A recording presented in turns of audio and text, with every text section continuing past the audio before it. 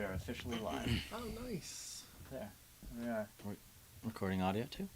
Yeah, I didn't start the actual audio recording. I like to get that going. I'm like, all right, this is Mm-hmm. rolling. This is the extra I stuff. think that camera might need a different angle. What do you think? Am I blocking the angle now? Maybe over there and like pointing back towards you guys.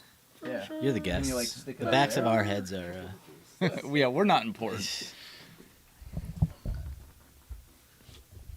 I gotta make sure. But yeah, how's your YouTube going? Oh, terrible. But I don't care. I don't really care. I Why, could care how less. often do you post? What do you post? Just, like Just this. podcast stuff? Just Oh, podcast. Literally just the Yeah. live. Like I don't. Not right now. I don't have a lot of time Oh, for sure. for the. It's mid golf season, and I'm just there. I'm there. So like today, I had Yeah. 3 lessons. Came back. Did the golf podcast. Left. Went to another lesson. Came home. Ate.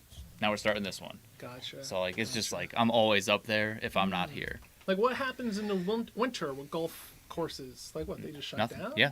Like, what was it, just They're like a done. wedding venue at that point or something? Pretty much. Yeah. That's about it. Gotcha. Yeah. You are green. I'm gonna turn you up a little bit. Yep. What about you? Cool. Finn? Can you talk? Hello, sir. I'm gonna turn you up a little bit too. Now that I've been given permission, I suppose. Yeah. Speak now. I'm more so observer type. That's another tough one for me is that I'm like really quiet. Mhm. So like I just like crank mine up all the way, and I was yeah. just like I have to talk directly. But like Nick wasn't bad. When we had him on. Yeah. All right, you ready? Yeah. I'm ready. Yeah. Let's do it. Officially. Official. Official. Episode 6. And we live. Sass- folks. Yeah. Pat. Sassapat. You're- Oh, who are I'm you? Zach. I'm James. Yeah. Special guest. Finn. I'm Jeremy. Welcome. Oh, well, thanks for having us. Real excited to be here. Talk Yeah. about all kinds of good things, interesting things. Yeah. Awesome. Want to start with like a brief kind of overview of what you each do and what you do For together? Sure, for sure. Yeah, go for it. Recently joined up with this crazy person recording around the world as we travel, all of the, curiosities and it just people he has met and interfaced with, and just cinematography as a passion and a pursuit. Love it. Cool. And working with him as a set designer has been insane. He just makes just wonderful canvases to then explore, and it's been basically I got on a moving train and the train hasn't slowed down. So. Freight train. Yeah, Right. yeah. So Jeremy, the freight train. What do you do? Oh, for sure. So I started with it's my human bone sculpting, where it's called Catacomb Culture. You can find me on Instagram at Catacomb Culture, and then anyone interested in buying any of my sculptures or just check out my gallery, it's catacombculture.com. And that kind of sparked my interest and path into exploring the macabre, exploring death philosophies of some sort. And then that hurled me down this concept of exploring like how to make the world a safer place and more compassionate place through understanding death in a different way, because death is very scary, very obscure to a lot of people, and that's very unfortunate. So what we do at deathscience.org is we break it down into a science. So we explore death as a science, which is a very unique perspective, and I love getting all kinds of messages and engagements with people where they tell us like, oh, maybe a loved one of theirs has passed away, but through our videos that we make, they've found an easier way to cope with it. So like just understanding that we're making an impact in that manner is just very moving to us as producers and content creators. Super, super inspiring. And so it's ironic because I went to college for forensic biology, never actually ended up getting the actual piece of paper. It eluded me there at the end, but I spent 3 years pursuing that before deciding to go elsewhere because of the overwhelming debt that I had already racked up, and then knowing pursuing it further would have just quadrupled the amount that I was already in the hole. So. And then he actually starts educating people in that exact field, so it's definitely a wild coincidence. Yeah, as well, because we work with industry professionals and stuff to help us develop our content, to help us write our courses, our e-course, like everything. We have a blog, a podcast, courses, all kinds of stuff. It's just at deathscience.org. And then our main social media for Death Science is on TikTok, where we're at Death Science, and there we make all those little like snippet, like under 60-second videos of just exploring death in like a unique perspective. So whether it's like checking out what a body farm is, which is like a forensic research facility where they let cadavers just decay in a field to study the decomposition rates and all that kind of stuff to help advance like forensic understandings and police understandings and stuff, crime scene investigation things, and so I we didn't explore know. all I that had kind never of heard fun about stuff. that. Yeah, I I never didn't heard know that about existed. Yeah, there's What's 8 it called? across the United States. I just had Body these farm. T-shirts made. It's great. Support your Yeah, local support body your local farm. body farm. I was gonna ask about it. Yeah. There's 8 across the United States. I heard rumors of the UK is looking to develop their own, and then I heard, I don't know how true this is because I'm more like focused just on the US information. In Australia, I heard that their body farm, they had one in Australia, and that one got wiped out maybe by a flood or something. Yeah, so that's unfortunate, but hopefully they get theirs back up and running if that's true. But yeah, forensic research facilities, also known as body farms, very, very fascinating stuff. And that's a situation where you find one near you, hopefully, fingers crossed, that there's one within, like, say, 100 miles, because then, from my understanding, they'll pick you up for free, when you're no longer living, and then take you to their facility, prep your body for placement, and then when they have a research experiment ready for your cadaver, then they'll take you out and lay on the field in whatever kind of scenario. So whether it's like, putting the deceased just in an open field while observing like the decomposition rates, or like say they'll leave you fully clothed under a mattress, in a field, and just periodically double checking on you, see how you're doing, how you're decomposing, and then taking photos, taking notes, because those notes and photos will help crime scene investigators, understand a crime scene way better. Do you have to request that? Okay, Like, I want to go to a body farm when I die. Oh, yeah, that's very important. So we have a blog article at deathscience.org/blog where it shows you all 8 body farms across the United States with all the contact information. So it's very important that you fill out the donation request form, submit it while you're still alive, and then get that all in motion, get that all squared away, because some of these facilities have waiting lists. And so like you have to wait, and then in time, once you pass away, then like your next of kin, loved ones contact the facility, and then potentially they pick you up for free. So it's free death care, which is also very important to our mission at Death Science. Is we believe death should be free. Think about that. Yeah. Death should be free. I think that's a good sentiment. Yeah. That it brings me like we once had a conversation about about this topic before, and we were talking about basically like a cemetery farm, or I guess you probably have a better name for it, but basically where you get planted as a tree, but you make an entire landscape out of trees growing from as like grave markers. Oh, for sure. Yeah. So something like that is also known as like a natural burial ground. Again, at my one website, restinggrounds.org, there we have a full list of most of the natural burial cemeteries across the United States. And so there, like, you find one near you, and then, just write in your will, get a holographic will, tell your loved ones, just let them know what's up, just have, like, that basic plan for when the unfortunate moment strikes, that there's a plan for your loved ones. Because that's one thing that's, very hard for families is it happens so suddenly, potentially unexpected, and no one knows what to do. Yeah. And it's like, oh my God, what do we do? We have to call the funeral director. Oh no, and so it's like, yeah, but there's more options and more inexpensive options, more natural options with no embalming fluid, options with, no expensive. Embalming is almost completely unnecessary. Yeah. Like in most cases, unless they're going to be taking your body on like some sort of tour, like they did with like John F. Kennedy, or like unless you're going to be paraded, you don't need your body, all of your fluids replaced with an incredibly toxic preservative. Yeah.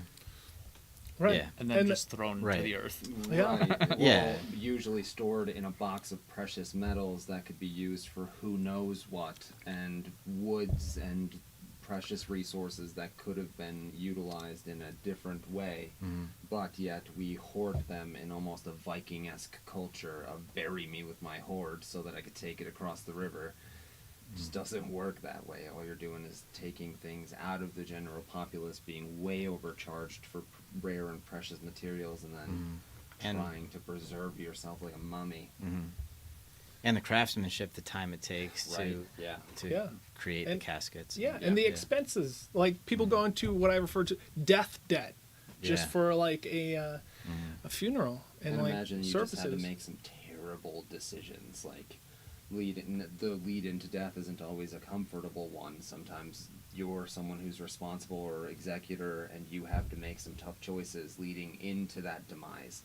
And now you're also shouldered with the burden of figuring out what to do with the remains. And then there's a predatory advertising megalith waiting to consume every dollar that you have available. So it's, a better education leading into it would be enormously valuable. Yeah. Is that something that you address on Yeah, deathscience.org? Yeah, and we're also developing what I refer to as like a death doula course, where it would prep individuals for dealing with death of loved ones, or like say family, friends, just like almost like a coaching, almost like a training of like, okay, if someone's dying, like what the deal with hospice is, or like what the deal with like hospitals, funeral directors, like the chain of custody of like the deceased from like the death location to like the burial site and stuff like that, and also like alternative options for burial things. Like just off the top of my head, like there's water cremation, that's like also known as like aquamation, also known as alkaline hydrolysis, where think about it like, are you guys familiar with this? No. So water cremation, right? It's where essentially the deceased body is placed into like a pressure cooker, right? Except it's a combo. Think about that. Okay, so let's envision. So it's a pressure cooker that is also kind of like a washing machine for like your laundry, right? Except a full body fits in it. Yeah. Right? And it's like like say like lye gets thrown into it, and so then it's turned on, it gets up hot, and it pretty much just cooks off all of the tissue from the bones, and then it makes the bones super, super brittle. And then from there, once you have the bones, you can just easily crunch them because they're totally weakened, by this process. It's wild. And I interviewed an individual who does burials at sea. Very interesting. I interviewed him for my podcast, That's Science Podcast, and we're talking. I'm like, hey, what are your thoughts with water cremation? He's like, he doesn't like it. I'm like, why don't you like it? He's like, because the ashes float. They don't sink like flame cremation ashes. He's like, they float. I'm like, what? He's like, yeah. He was getting like, say, 55-gallon drums of these water cremated remains from the University of Texas or something, right? And so, and the Texas was like, hey, listen, we need you to get rid of these. Dump them in the ocean, whatever. It's like, it's fine. They're sterile, whatever, So he's like, yeah, okay, whatever. He takes them out, starts dumping them, expecting them to sink. They're all on the top of the water. And he's like, problem. So that's why he doesn't like it. But yeah, so it's interesting to see how water cremation and flame cremation differ in that regard. Because you have to understand it from this perspective as well, where flame cremation, right? You take the deceased, put them into like a very hot oven with flames, right? And it uses emissions. The emissions used for one deceased body equates to like a 500-mile road trip. It's like the same emissions. So it's like it's not good for the environment necessarily. Whereas water cremation, it's a little better. The only thing is like it's a lot better because it creates like this lye and liquefied muscle tissue combo, but what you could do is dilute that and use as fertilizer. So it's almost like environmentally positive in that Yeah. regard. Very interesting. Also, there's this new thing going around which I'm incredibly excited about because I potentially see it as like the death care revolution of some sense. It's called human composting. Have you heard about this? I don't think so. Human composting. So it's really exciting. So if you haven't caught on, we have not really delved too deep into the world of death. right. This is all very new to You us. guys are taking us to the Welcome. That's pinnacle. Join us. Honestly, that's been like the most interesting Yeah. thing in being Yeah. around this cat and the people that he knows Mm-hmm. is We're they- activists. They live within the Memento Mori Yeah. mind space Mm-hmm. 24/7. It's not just a saying for them. He's like, you go to his sculpture room, you have like nothing but blank eyes, empty skulls staring back at you, and this is looking at him 24/7 as he's working his craft. It creates an interesting philosophy, it seems, within individuals. For sure. Yeah. So, human composting. Interesting. So what they do, what they just started this. They just kind of like legalized it. You know, they have to do all the politics, the politicking, all that.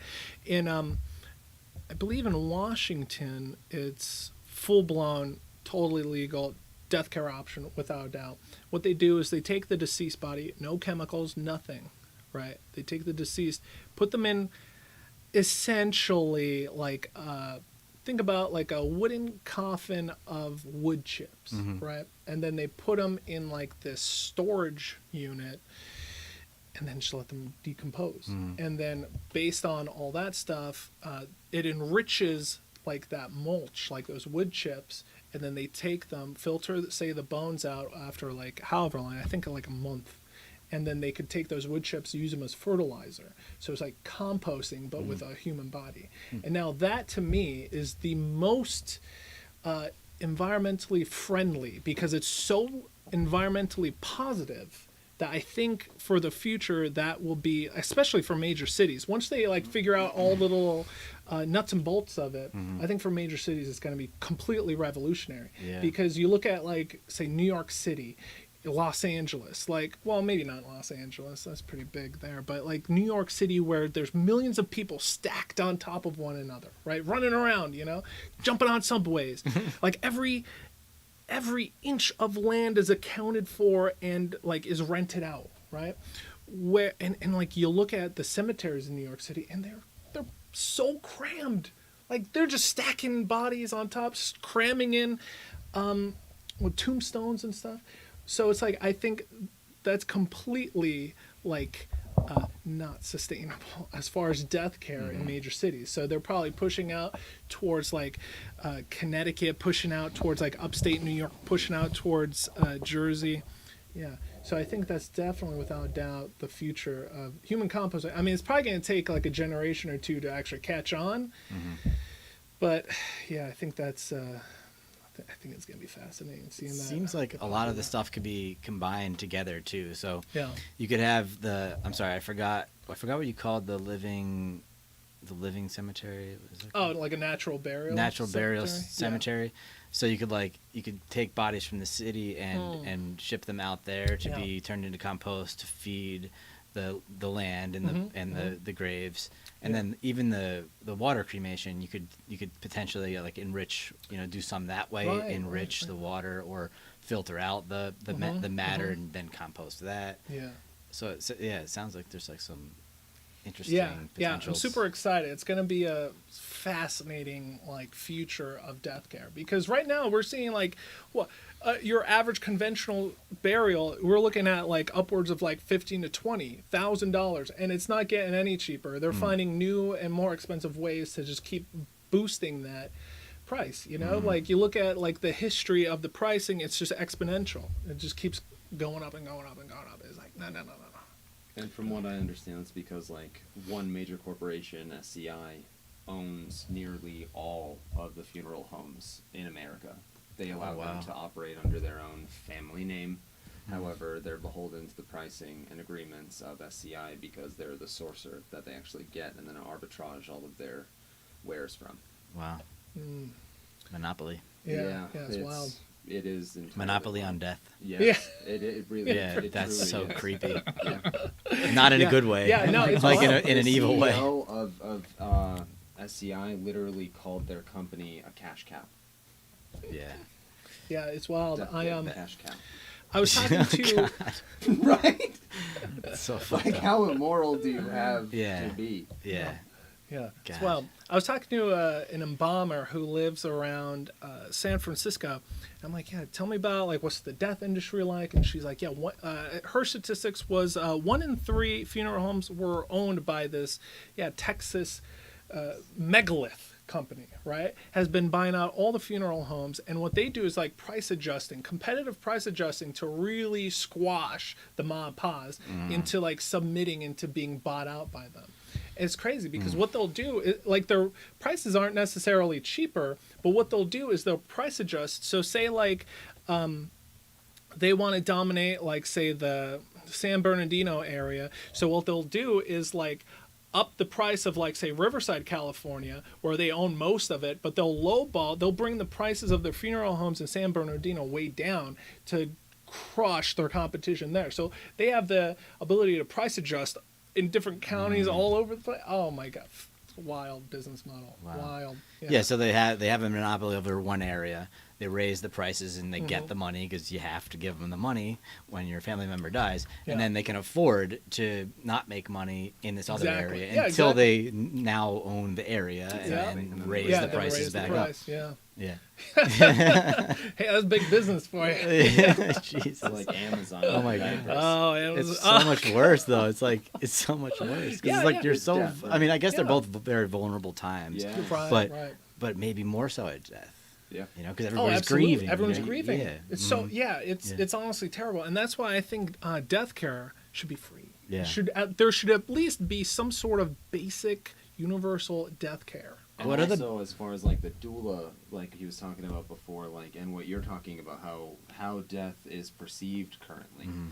because of the fact that we don't confront our own mortality, we don't take the time to sit down and think of what life would be if you weren't here to witness it, and what legacy you leave behind, how exactly you have it set up to care for that, what exactly what is the story that your life is telling. Most people don't take the time to pause, reflect on that, really make sure that they have everything in line. And what he does really confronts people with that eventuality. It gets gears turning in maybe a way that can change potentialities, change decisions that you're making, focus you better on your life. Mhm. And I think that has immense value, like Mhm, immense value. Mhm. Yeah. I'm sure you guys are thinking some weird crap right now, even just in yourselves. Right, I- right. Just well, like always. like Yeah, always. just the idea. I don't- Just the idea Those types of of thoughts aren't too far death outside my and stuff. wheelhouse. Okay. Yeah. Like I don't have a lot of the knowledge of what like the preparations Yeah. of Oh, death, sure, but sure, I've sure. sat with the idea of death like my Right. whole life. Mhm, So mhm. Yeah. and it's my idea of death has changed a lot through Mhm. those sittings. Yeah. One thing that I've noticed, so for example, generally speaking, so like Freud is known for his like, people's psyche is developed through like like a mother complex or like a familiar complex. Well, You I need to have sex with your parents. right that kind of maybe stuff. I don't know because I haven't really Yeah, dove yeah. into Freud that much. no, I that's just Freud. know. I think it's definitely definitely an interpretation. Oh. Way to Yeah, sum it yeah. up in a way. One thing that I've been Part of his research. one thing I've been seriously contemplating. So when we reflect as humans, it's almost like we live life at the expense of avoiding death at all costs. So that death anxiety is at the core of the human experience. Yeah, it's fueling. That's it. Yeah. That's it. Mhm. So it's like, what would it take as for an individual to overcome just basic death anxieties? And like, what does that mean? You know, like, maybe we start shedding like certain neurotic behaviors. You know, maybe we have like a more clearer mind once we start accepting death, our own mortality and stuff. And so there's this one. Alan Watts would say that's the responsibility of a priest. Oh, okay. It's to make you comfortable with death, not afraid of it. However, there's a lot less profit in comfort than there is fear. Maybe. Ah, I mean, I right. don't know. Yeah. You could sell stuff on fear. God, Yeah, no fear. doubt. Yeah. Buy everything to say so. Oh, yeah. But there's a market for comfort. There is. Oh, there is. There's a market for It's just not everything, as big. Yeah. Once you've satisfied certain hedonic adaptation Yeah. needs to get you to that comfort level, though. Fear is an immediate, no adaptation required. Sign me up, please. Yeah. Nuclear bombs are falling. I'll take 2 shelters. Thank you. Yeah. I was just gonna stand outside with my arms in the I air. know, just like, what does this feel like? I right? This just is have the to end. see how Vaporization. It's basically a game at that point, man. Like, literally surviving is the only fucking box you have to tick for Yeah. that day. Yeah, That's yeah. it. Yeah. Survival. Right, That would right. But But kind of cool. It's But I kind of think cool. Don't want that. I don't want that. No. Non-violent here, but It depends on where you are and how prepared you are. Like where I am right now, if nuclear bombs were falling right now, I would just go outside. And I would be like, hug one. I'm just gonna try to see in a mushroom cloud Yeah. because it'll be Oh. fucking amazing, Oh, and then I'll yeah. be dead. That's true. Get the smell. I'm gonna Who knows? Right? Yeah, One exactly. last The deep whole breath. experience. Yeah. It might stretch Yeah, out. It let's might smell stretch out for like. This is a Yeah. terrible thought, but it makes me think of the people in Hiroshima, like permanently burnt into the. I'm gonna make the most awkward pose, and they're gonna be like, "Why was he?" Yeah. Do it. But yeah, I think the whole survival mechanism is super fascinating because we all survive in different ways. And it's that our unique ways of survival that really develop our personalities and, you know, our thoughts. There's this one theory out there that's called the terror management theory. And that theory is one of my favorite theories ever. I strongly suggest looking into it. There's this one book that's Terror called what? Terror Management Theory. And there's a book called Worm at the Core. Love that book. That book is like, ooh, so Worm perfect. at the core. Yeah, Worm at the Core. Beautiful book. And it's essentially, it breaks down pretty much every human behavior into a method of coping with one's mortality. So it explains, like, say, for example, racism. Like, why racists are racists based on survival and death denial and all that. I'm like, whoa, oh my God. But it breaks so much more down than just that, you know? Like, a fascinating topic, fascinating book. Yeah, some good stuff. Yeah. Yeah. I know Picasso would say that, you know, stealing as an artist is totally cool, but that sounds like Freud's disciples. Alan or Kierkegaard, damn it, I can't remember his first name, who was distilled by Ernest Becker in the book The Denial of Death, which covers all that. All that same shit. And Yeah. he says there are only 3 answers to the question of death: religion, love, and art. And he says religion and love fail because eventually your loved ones grow old, you watch that they aren't immortal, and that the thoughts that you had and kept sacred changed over time. Your gods show their clay feet. Religion, oh no, he said religion is the only one that works, because art eventually over time comparison changes, tastes change, not everything's beautiful forever, but religion So, is the only religion. true escape, from the question of death. But Sounds like he was religious. he was religious. I fucking hated him for it. He has a bias, a big one. He but, had a bit of a bias. but he might have some really good points. He regardless. had excellent points. I would throw a 4th in. Acceptance. Acceptance. What? Death. Death as in, like, entropy? Like the ultimate heat death of the universe, or one's own story ending? I suppose guess both. Just because, It's like ego at one part, Yeah. and then universal All things, like, all things humanity, will come to an end. existential humanity vibes for the exactly. second one. Yeah. But then one would wonder if the universe's life is finite. That's what I was just gonna say. Yeah, and You- that's not happens guaranteed. after, right? There's the question of where do you go while you sleep? Yeah. And is there the possibility, because there are sometimes you wake up and everything just seems weird, do you wake up in a slightly adjacent universe to the one you went to sleep in? You don't know. Yeah, never you could don't. know. I mean, based off of like the way my life is right now, I could easily be in another universe than I Right? was 3 months Oh ago. And you my just God, keep waking yeah. up in a slightly shittier Yeah. version. I don't know if I would say that, but like, Right. No, Yeah, right. hey, you never know. Yeah. it could take a good turn. It Yeah. could definitely take great turns. And it's just, yeah, you never know. You don't. But yeah, that's also last Thursday theory, and you can't prove that the entire universe wasn't invented last Thursday, and all of the thoughts, memories, and ideas that you have of anything before last Thursday were planted at the time that the universe was made on Thursday. Yeah. It's I just mean, an endless. Yeah, you could nonsense. theorize it like infinitely, Yeah. but Yeah. I think there's like an intuitive element to that kind of quandary where like you can say that and I go, yeah, that's possible, but I'm also like, but I don't think so. Yeah. You know what I mean? Like Right. I Everyone has feel a like unique I perspective. feel Highly that- unlikely. It could be the ego. Is that your place in It the could be. universe and in the story? Well, To you'll look never at it such really a know. macro scale, you lose sight of yourself, Right. and your ego don't like that. Yeah, The ego I've does lost not my like ego a that. few times. And Yes, so, yes, Mm, same. Actually, yeah. Yeah. yeah, there have been, yeah. It's a mad experience, and it's so ephemeral. so mad. It was, Yeah. I don't know for you, but for me, it was incredibly ephemeral. Like, it was a very fleeting moment where I was like, oh shit, everything's, it all sucks again.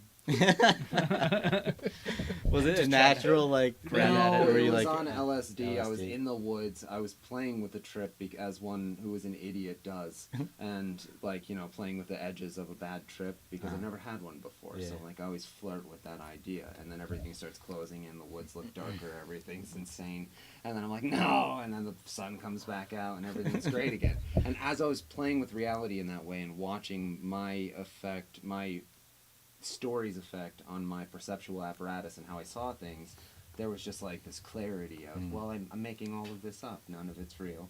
This is all just a story I'm telling myself in my head.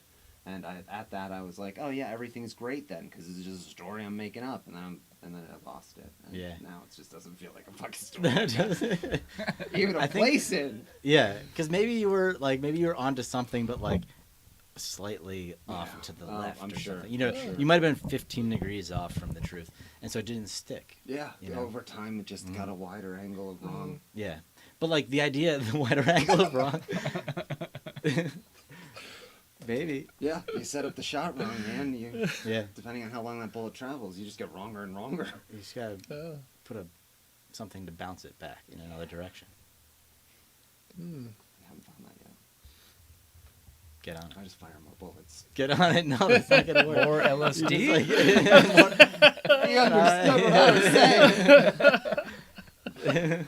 Fire more bullets occasionally, Maybe you aim better next time. have you ever done like ayahuasca or DMT? I've anything done like that? DMT. That was through a pen. I had no MAO Yeah. though, so Yeah, it was yeah. like I Yeah. could. There was no way to chase it far enough that my metabolism wasn't Oh. just neutralizing it Mhm.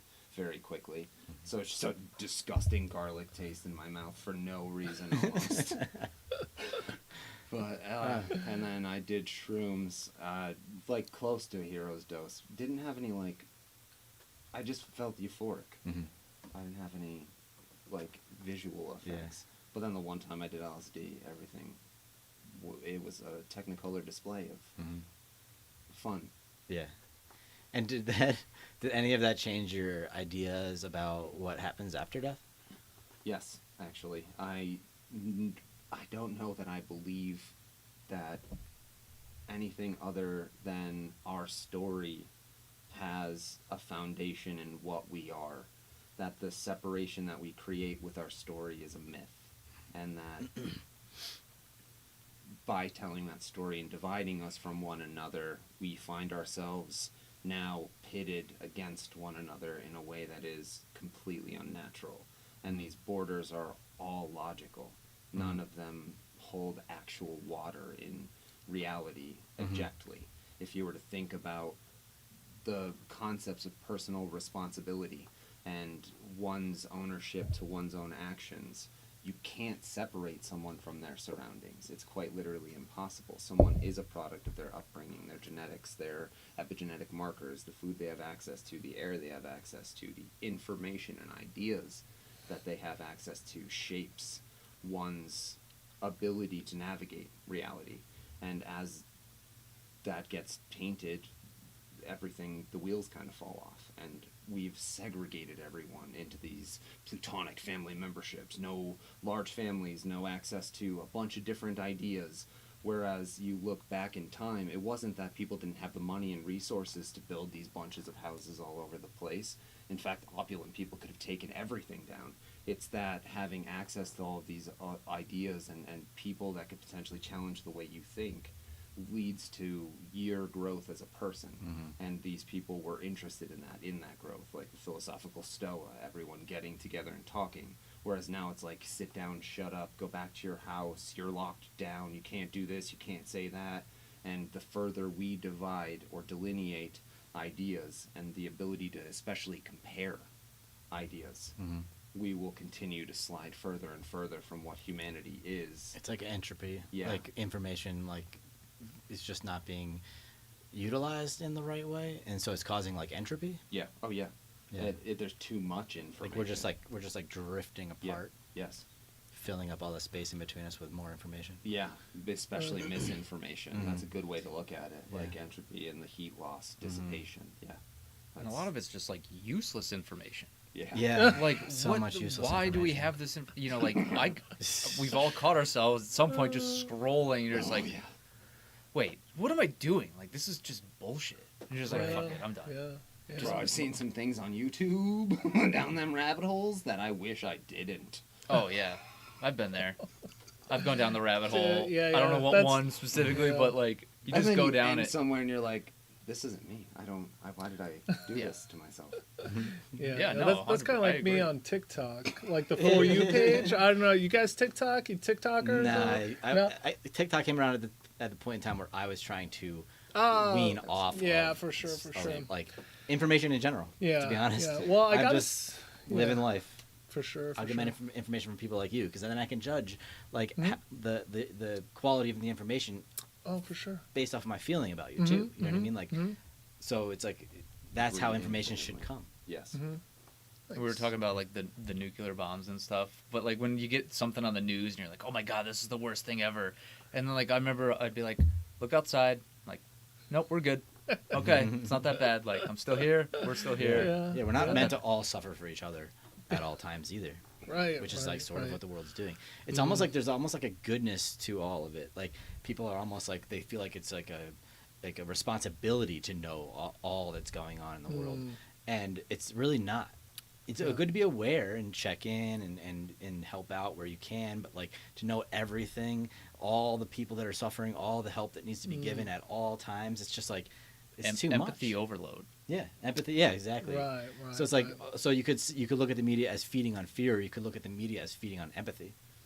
It's another way to look at it. I'd go in the fear category more. Well, that's but, like, maybe that's the view they're taking, but what they're Right. actually feeding on is empathy. Yeah, yeah. Maybe they're like, oh, fear, feed them fear. But I don't know. I mean, I feel like they're smart enough. If they were feeding on empathy, they would know it, and they probably wouldn't tell us about See, it. I either. feel like they're incredibly unintelligent in the fact that they don't like. They're conniving, maybe Yeah, more what- than intelligent.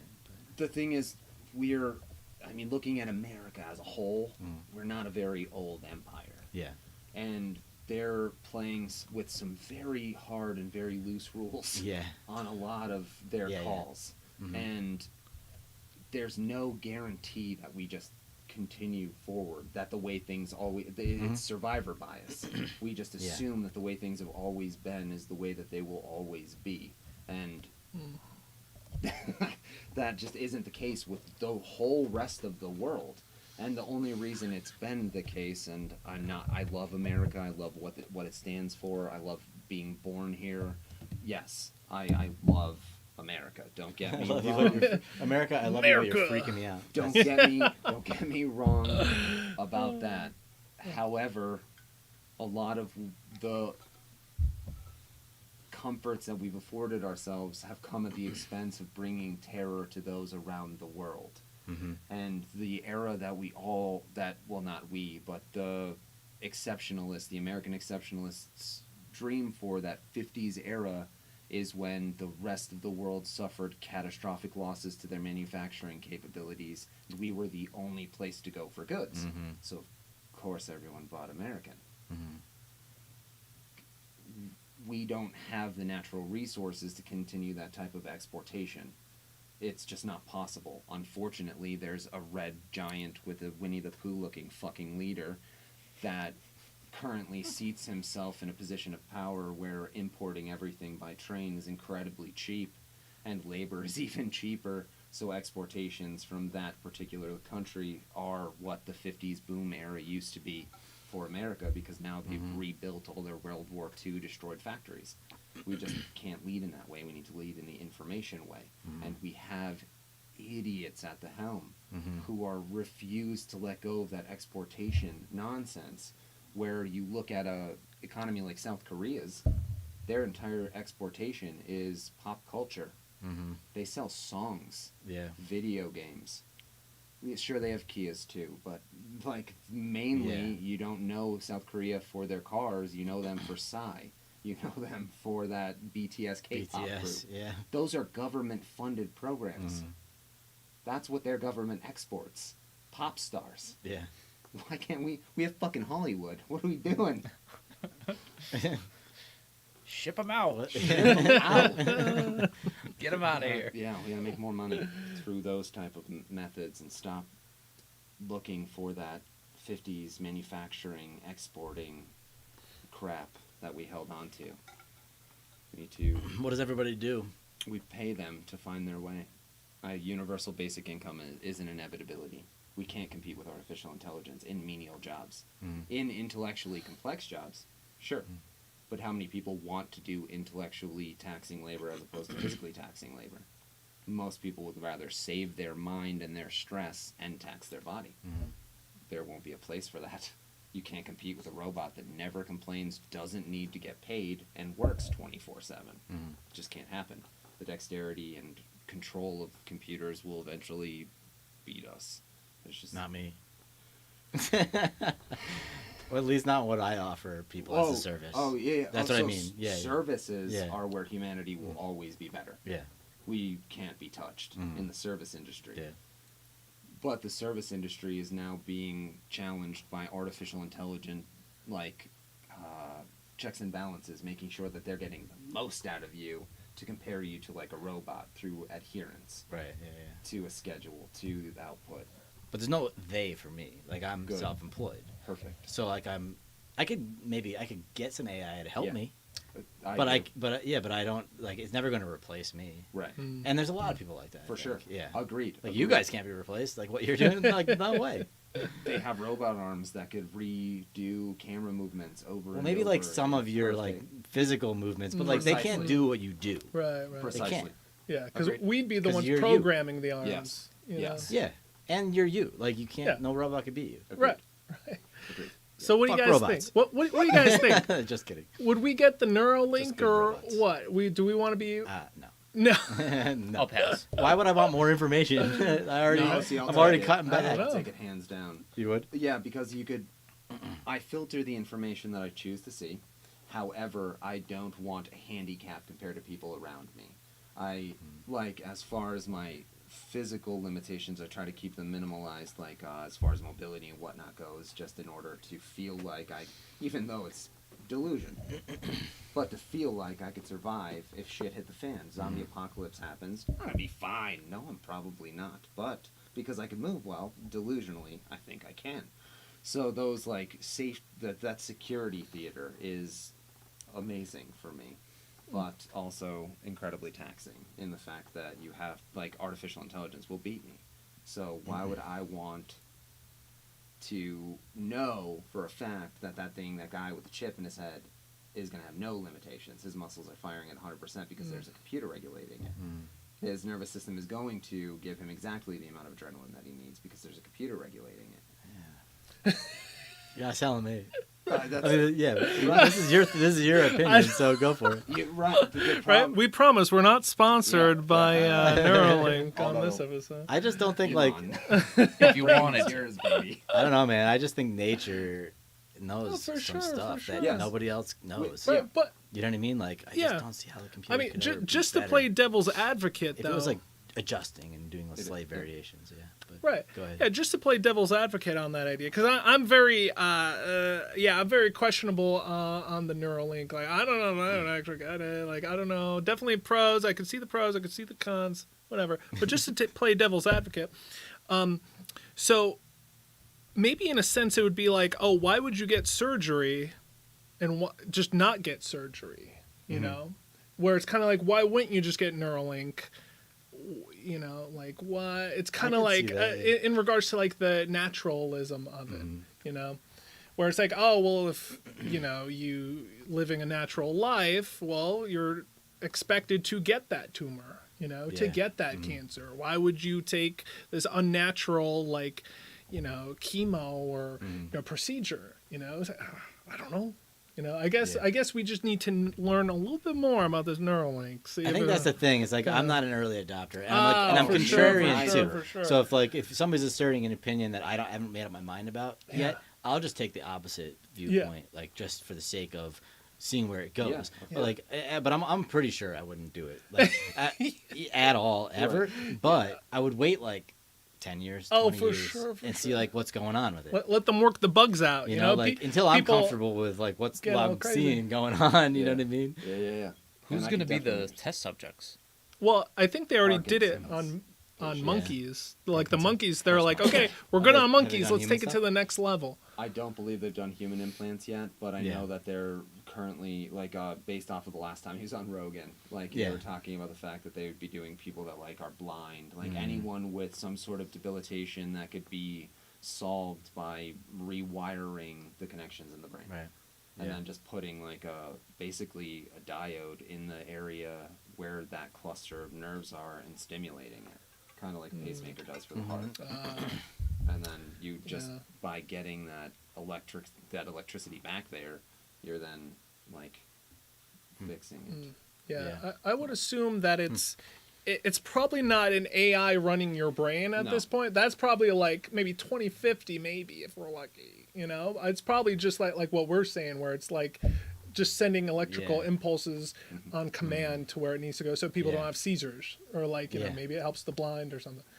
Yeah. Yeah, Yeah, that Yeah. sounds cool. I a mean, machine especially learning like regulator Yeah. that they would have to implant it in healthy people's brains to machine learn from, and Yeah. then they would have the machine learning in order to then program non-healthy brains to fire in the same exact way Yeah. to utilize the nervous system in the same way.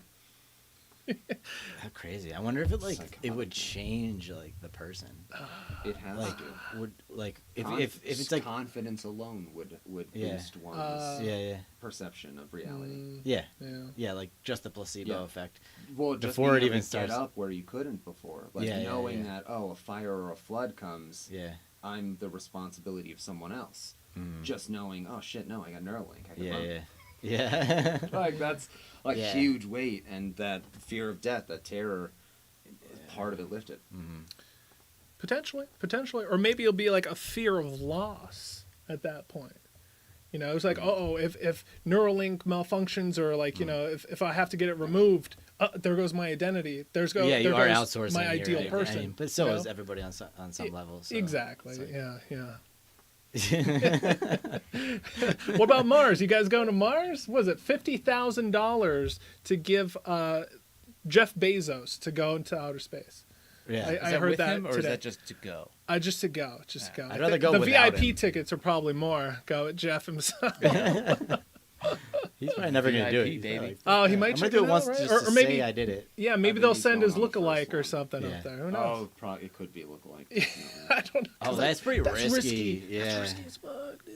Yeah. Yeah. Why would you do that with that Why amount would of you money? do that? I don't know how Jeff don't know. Bezos can risk anything when he owns all of the government's information.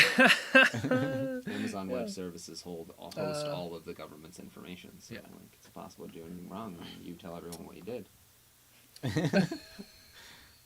That's a good point. Never thought about it like that. Oh man. So yeah, going to outer space. yeah, going to outer space. You? So Go to Mars for sure. Would you? Oh, I know. how I don't long know. is this To be trip? honest, I don't care if it's permanent. See, because you're a Viking. I'm psychotic. Yeah. I think, Yeah, but I I just don't know. want to. I want to have a You just- purpose. Is such a ephemeral thing. Like it's such a Yeah. difficult. Like the world ends and your purpose is to survive, oh shit, purpose, thank you. Yeah. Send me to Mars, terraform this place, shit, purpose, thank you. I don't know. This Sure. comfortable, hedonic life. I think it's Purpose is just there's a lot of options. Love. too many. So Spread many love. options. Yeah. Yeah. That I could wish be I purpose. could. Yeah, I right, do. right. Yeah. Keeps you going. Kind of. It's not egoic enough. It doesn't feed that demon. Yeah, there's this a while back before COVID, I think the year before, it was 2019, I did a TEDx talk in Williamsport where I talked about legacy development. I remember You know? that. Yeah, because like one thing about legacy is like we have the potential to live beyond our life through our work, through our inspirations, through like social media, you know, the TikTokers, you know. But it's like we have that potential to make the world a better place than when we came into it. And so like, I mean, we all, like, again, just like terror management theory, where we all find, you know, different ways to survive, different ways to adapt to our death anxieties and stuff. Like, do we really consider legacy? You know, and what does legacy mean to us as individuals? Like, everyone defines it completely different. Everyone has their own unique legacies that they have the potential to build, you know? And I feel like a lot of the times, most people just don't consider legacy. Like, maybe some are like, oh, that means kids. Like, oh, I had kids, legacy is done. I'm living through them. But is that it? You know, like, so when it comes to Depends, I guess, on It how good of a depends. parent Depends. you are in that case. for sure, Because if you are a good parent and you're, Yeah. you know, and you're doing it with someone else and you're both good parents and Yeah. you create good people, now you've just created good Yeah. lives Yeah. for 3 people. I mean, that's pretty amazing on its own, or one person even, or whatever it is. Mhm, But mhm. like, so I'm not saying like I just wanted to throw that out there Yeah, for like, yeah. the people with that's their legacy. Like Mhm. potentially, it's an amazing legacy. Oh, absolutely. Yeah. Yeah. But could you do more? Should Right, you do more? right. So what I did was I kind of researched, like, you know, like the legacy icons. Like look at Gandhi, look at Martin Luther King Jr. Like these icons, right? Like their legacy is still relevant to this day, like undeniable. Like these people with these tremendous, ridiculous legacies. I'm like, what they do, you know? Like if we had to observe all these people with their tremendous legacies and kind of pluck out, cherry pick the most important aspects of it, like what does it mean? You know, so for me, when I looked at, did the research, kind of started comparing people, started to understand like these movements that they've developed, these movements that they hurled all across the world, across boundaries, is incredible. I noticed that there was about 5 parts to it. Whereas like the first part is identity. Like they knew who they are, you know, they gave themselves that almost like existential direction where they committed themselves to a certain cause and just wouldn't let it go. It was almost like that cause, that pain that they felt for humanity almost was so intense. They're like, I could fucking change humanity for the fucking better, you know? And so that kind of forged their identities. And then they looked into like developing, say, like their mission. Like how would they affect the world? How can they affect others? How could they achieve their mission of positively affecting the world for the better? And then I think at that point they realized it's bigger than this just themselves. Like one person alone is not going to change the world. They need a community. So then like say the third step is like developing a community of like-minded individuals with different skills, different like connections to just continue to grow and build upon that. And then on top of that is the next step, which would be like, say, action. It's like, how would each individual continue to act and propel that movement further and get more people involved to help change the world, help make things better, you know, to help solve any kind of issues. And then another idea is like the evolution of that action, you know. So say if maybe something's not working, then they have to change, they have to adapt and continue to grow it. And I think, at least to me, that just observing like the historical icons that have legacies that are well beyond themselves and will continue to grow in the future, that's kind of my observations, what I've found was they all shared those common traits. But yeah, I think it begins with just finding that passion, like that path through existentialism. Like, like what is our, everyone has a unique purpose, and when you find that purpose and make it fuel your life, ooh, that's like passion right there, It's just like that burning passion that propels you and keeps you moving through, because no doubt everyone, on when you're trying to do anything, you're gonna have setbacks, but it's like how you deal with those setbacks. Some people let the setbacks squash them, throw water on their fire, it's done, but then others, observe that. Yeah, the lightning out here. Hey, the world is like, he's keep onto it going. something. Yeah, oh shit. Yeah, and then some people find that and they adapt, they change themselves, and then just like how we were talking before about bullets shooting around, well, it's you need to kind of try and redirect that potential, redirect that energy that you're propelling through space and time. Try to take my time to re-aim the gun. Re-aim the gun, or maybe a different method that's not so you pull the trigger and then it's 1,000 feet in a second. Man, sometimes bystanders have to die. All right. We try to avoid FBI. Let's try to avoid that. what else can we do? You could train a tortoise to carry out your mission, and then you just ride on its back, and you go nice and slow, and then you can see everything coming. Yeah, I'll die before we get there, though. You definitely will, no matter what. Yeah, well, yeah. There's no arguing with that.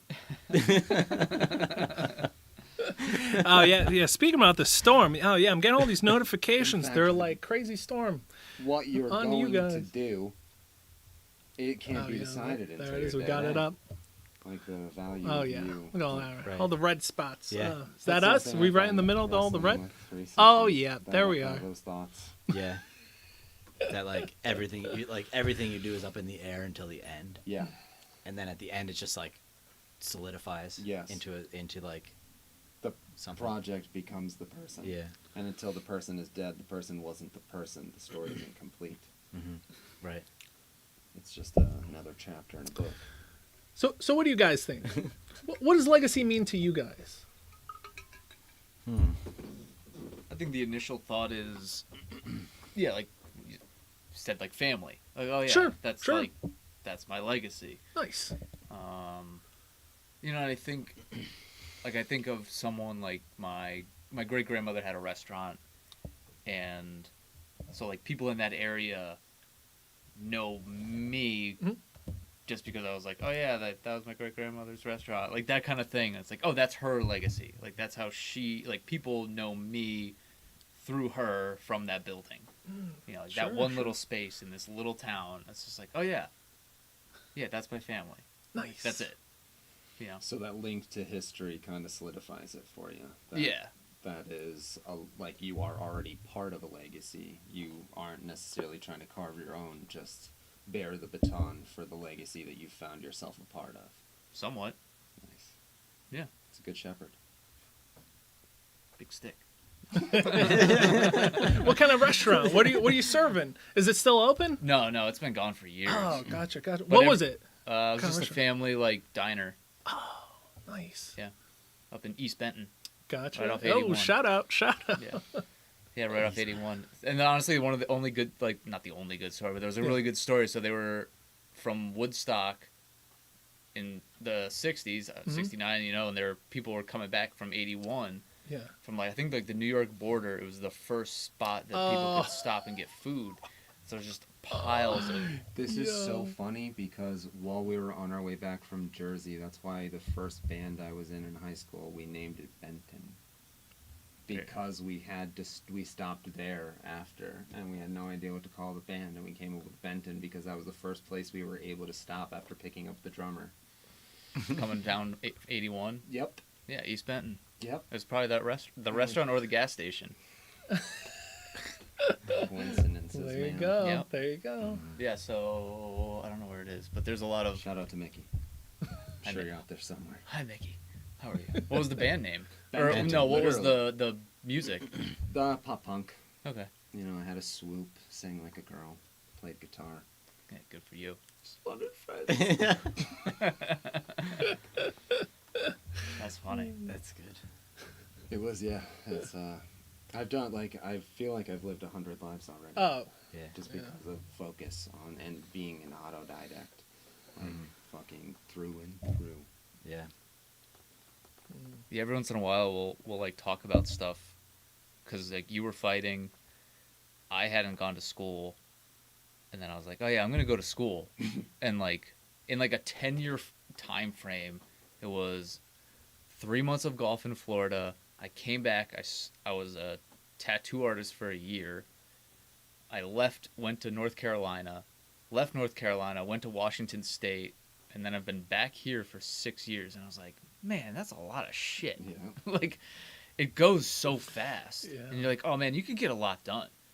Like, if you want, like you were talking about that one person who's like, oh, this is what I'm going to do. This is my purpose. right. And it's like, you just start doing that stuff and you just Yeah. tunnel Yep, vision yep, go. Yep. Yeah. It's wild. Especially when you find like your energy's aligned in a certain direction, where like multiple things seem to line up and push you in that same direction. Everything just kind of gets faster and faster, and you just keep picking up more and more. Even to start this, because I texted my buddy so I have the golf podcast, and I literally texted him. I was like, I think I'm gonna do it, and my wife was like, yeah, you definitely should. You should go talk about golf. So I texted my buddy, who I know he's not doing anything. So I was like, hey, you want a golf podcast? And like literally 30 seconds later, he goes, I'm 100% in. I was like, perfect. And then like 5 minutes later, I was like, oh yeah, James and I have been wanting to do a podcast for a long time. Just not golf related, just like bring people on. Like we used to sit at JJ Bridges and Clark Summit and just like drink coffee, smoke cigarettes, and just talk. And like we would do that every night in high school. And we had I had a fucking blast. Yeah. And I was like, everyone's interesting. You know, that's what I find is that everyone's interesting. It's just you got to pull out that right information and be like, what are you into? Yeah. Right. You know? That sounds like I believe it was Eisenhower that had that approach, where he said, I learn of a man from his passions. Like you learn of a man through what he loves to do. So you learn of someone just by exploring what it is they care about, what they love, what they're interested in. And by putting them in that positive headspace, you get the version of them you actually want to meet. Right. Versus asking someone random questions or possibly like coming at them with your own nonsense and then trying to figure out who they are. You might have placed them into a negative space and now you're not getting to know who they are at all. Yeah, and I think that's that's one of the things we had Bodie Blanco on, and he's a hip hop artist, and I was like, I didn't want to ask him to be like, hey, rap for us, you know? And it's like we just wanted to talk to him, and like, you want to promote some shit on here, like go nuts, man, like you want to do something, and then he was like, oh, do you want me to rap for you? And I was like, yeah, that's what I want. He was all about it. Yeah, he asked us, and I was like, thank God, I didn't want to be the guy that asked. Like, dance for me, monkey. Like, I don't want to be poking at him, like pulling strings and shit. Like, oh man. Yeah, that's the way it should happen. Just natural. Yeah. oh, so then we talked about burial earlier, Oh, sure. but how do you want to be buried then? Right, absolutely. Well, my ideal situation, everyone's got their ideals, you know. I would absolutely love to donate my body to science, have the medical kids like cut me up, do whatever they need to do, learn, you know, figure all my innards out so that they could help continue, you know, go into the hospital world and help other people, help the living, you know, that's what it's all about, you know, just help the living. Just figure out what you need to figure out with this shell of a, you know, human anatomical specimen, you know, and then just go help others. And then from there, ideally, an ideal world, but it's a little complicated as far as like once you donate yourself to science, it's like they control your body at that point, and so it's like it's up to them to do what they want with your body. But ideally, work something out where it's like a custom situation where it's like, yeah, donate my body to science, and then from there, science will like naturally bury me in a natural burial cemetery and help. Well, hopefully, okay. So you have to understand, there's 3 types of natural burial cemeteries, though. They're not all equal. They're slightly different. There's the hybrid cemetery, where it's like most conventional cemeteries, like around here, for example, because I know that there's not any local natural burial cemeteries, so they're all conventional. Maybe sometimes they'll have like a natural section that's a little different, a little uncut. Like they don't necessarily maintain it as well as the conventional, because you have to understand the coffin, the casket that the deceased is placed in. When they dig the hole for the casket, they put a concrete liner in. This is something not many people are aware of. They put a concrete liner in that's referred to as a burial vault. And then from there, they put the casket in the burial vault and seal the burial vault with a concrete slab. And what that does is it keeps the topsoil even.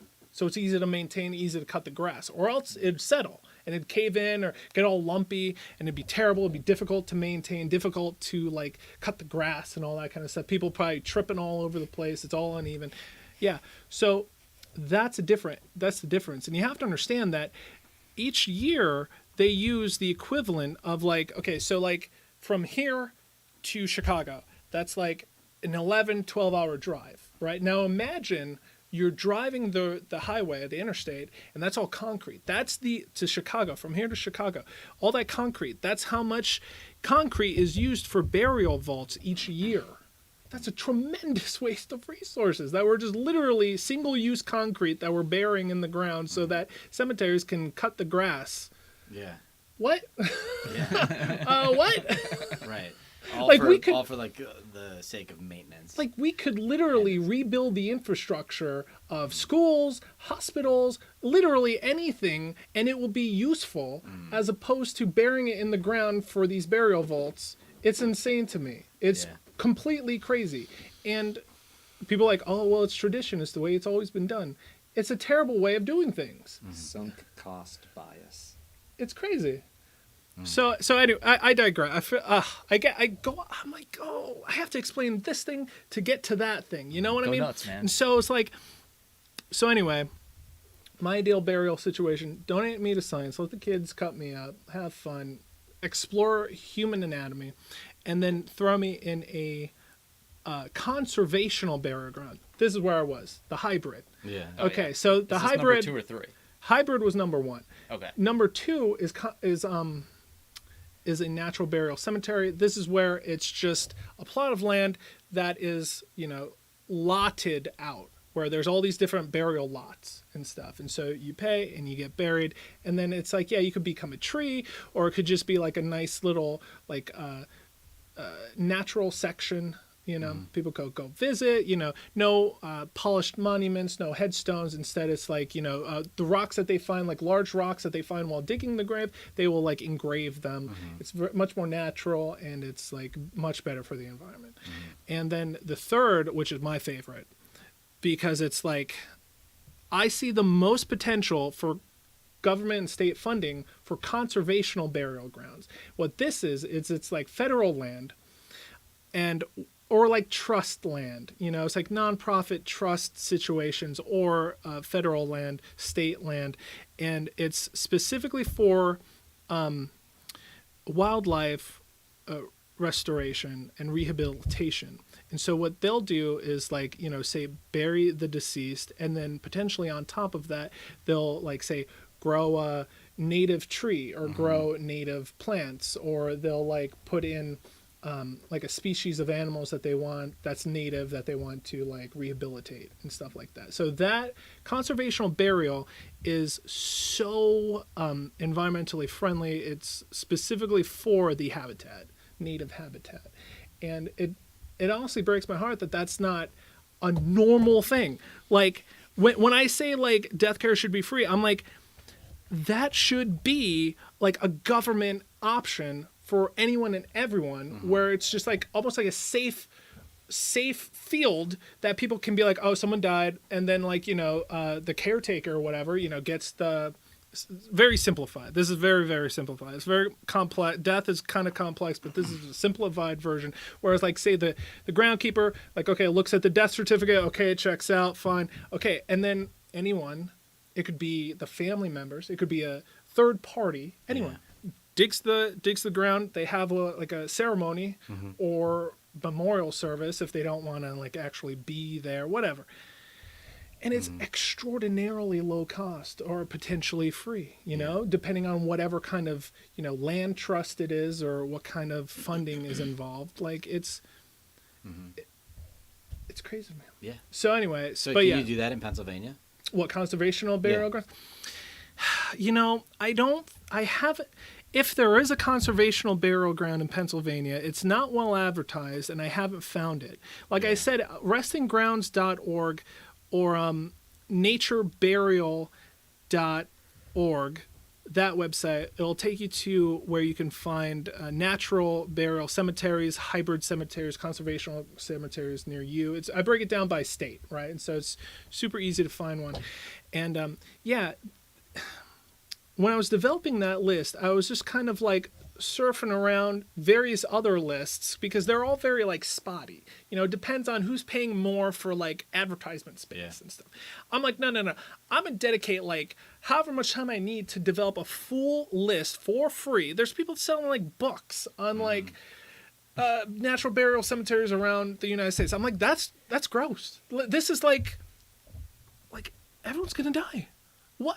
And you're charging people for information? Like, you're part of the problem at this point, you know? Like, so anyway, I believe it's natureburial.com or .org there. And again, at restinggrounds.org, you can find the full list of all that kind of environmentally friendly burial grounds that don't waste resources, that don't pollute the ground with embalming toxins, that don't waste resources on caskets, you know. And don't waste time and money on polished monuments. It's just, you know, natural, and you're not hurting the environment like a conservational burial, where you're directly hurting the environment in multiple ways, multiple violations.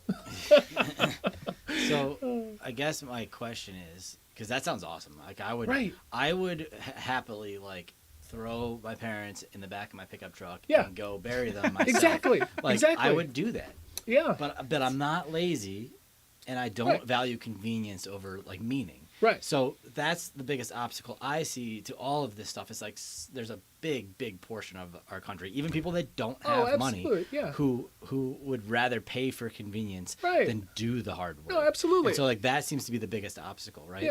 Yeah. But that's where the third party companies come in. Who can do the hard work. Yeah. You know, it could be as and many it's still situations, scenarios. Better. Right.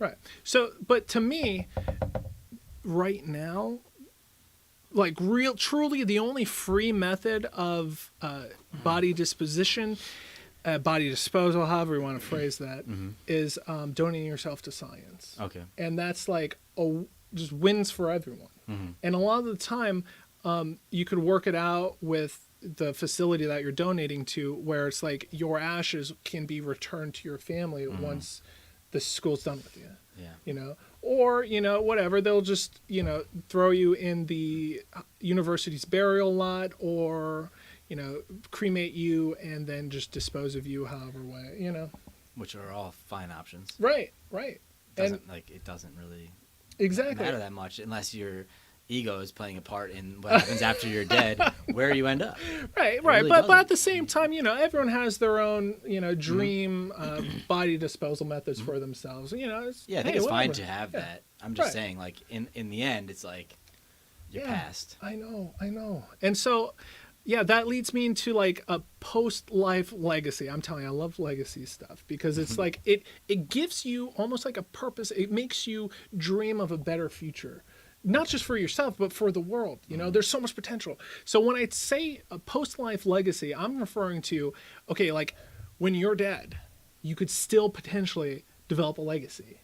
Whether it's like, say, donating yourself to science for like medical advancements, scientific advancements, body farms, you know, helping hospital staff, you know, helping students, or like what I refer to as like artistic embodiment, where it's like you donate yourself to, say, an artist. Like, I don't know, have you guys heard of, it's Body Worlds?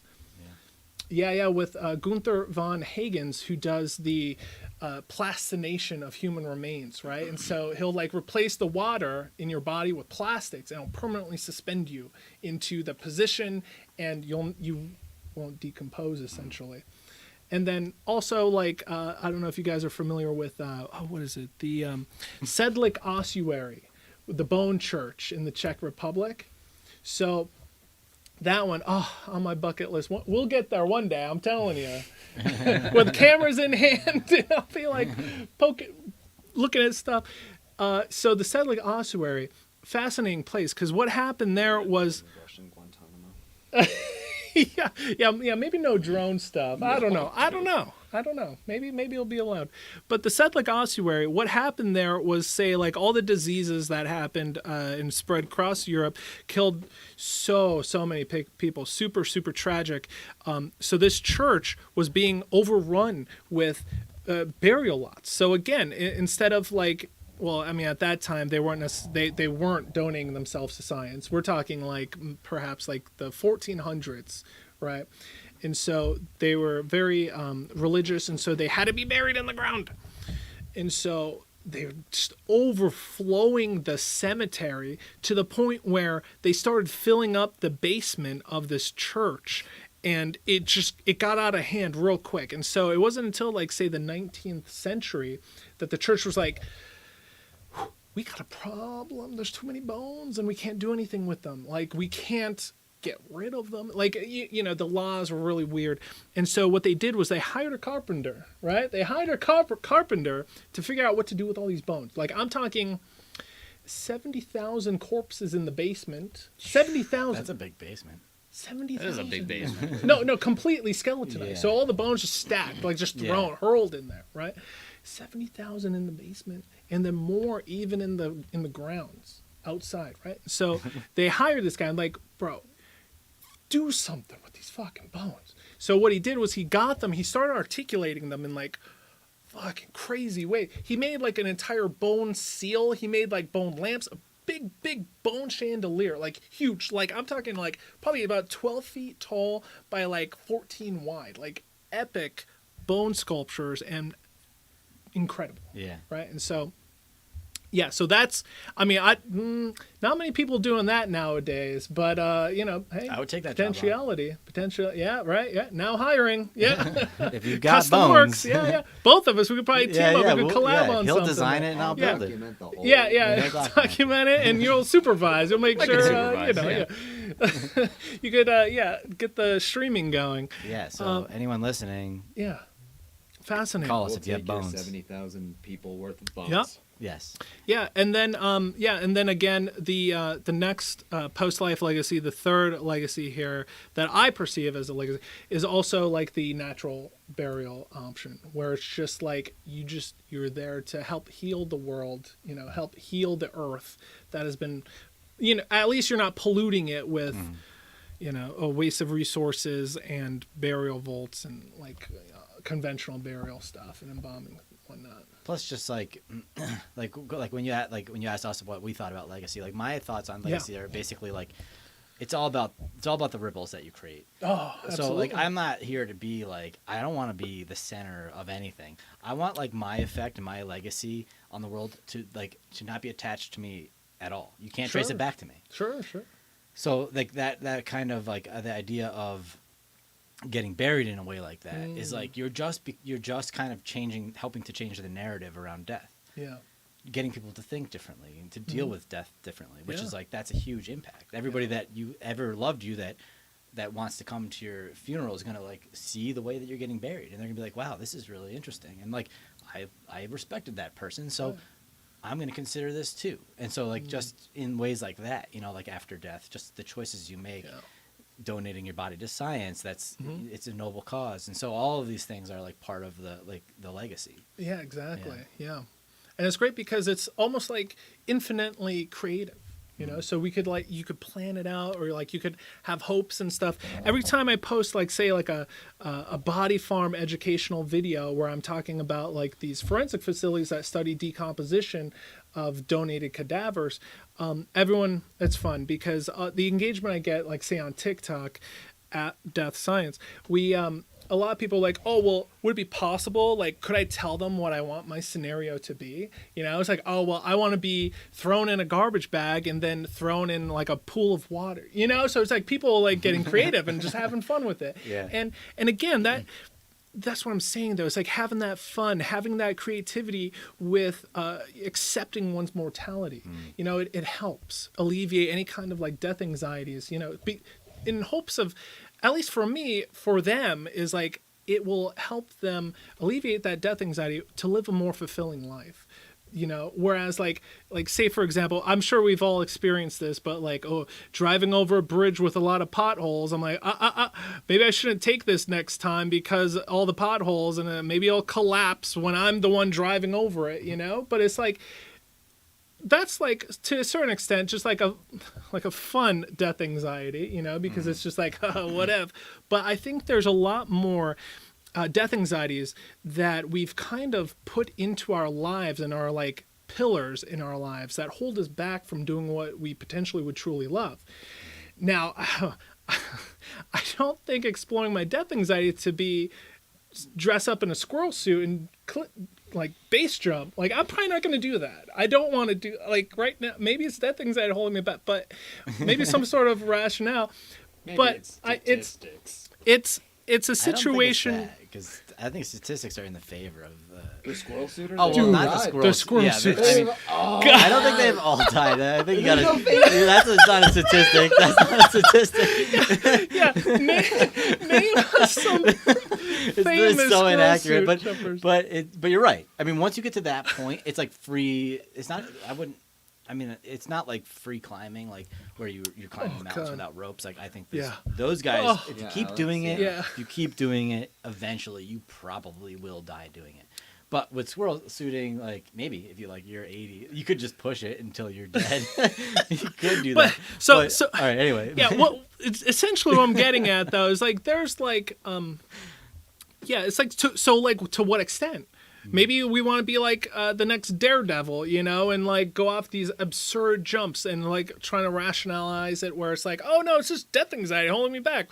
F that. Like, let me try and hit something crazy, you know, like, no. I think there's like, there's a point where it's like, death anxiety holds us back to living generally a fulfilling life to some extent, you know? I would agree And with that. I think, there's a lot of things that maybe as individuals we can work on to have a more like to alleviate these things, whether it's like I don't know, what do you guys think? What are some common borderline irrational fears that a lot of people live with that may be holding them back from, I don't know, whether it's discovering themselves, living their fulfilling life, or just living a more relaxing life?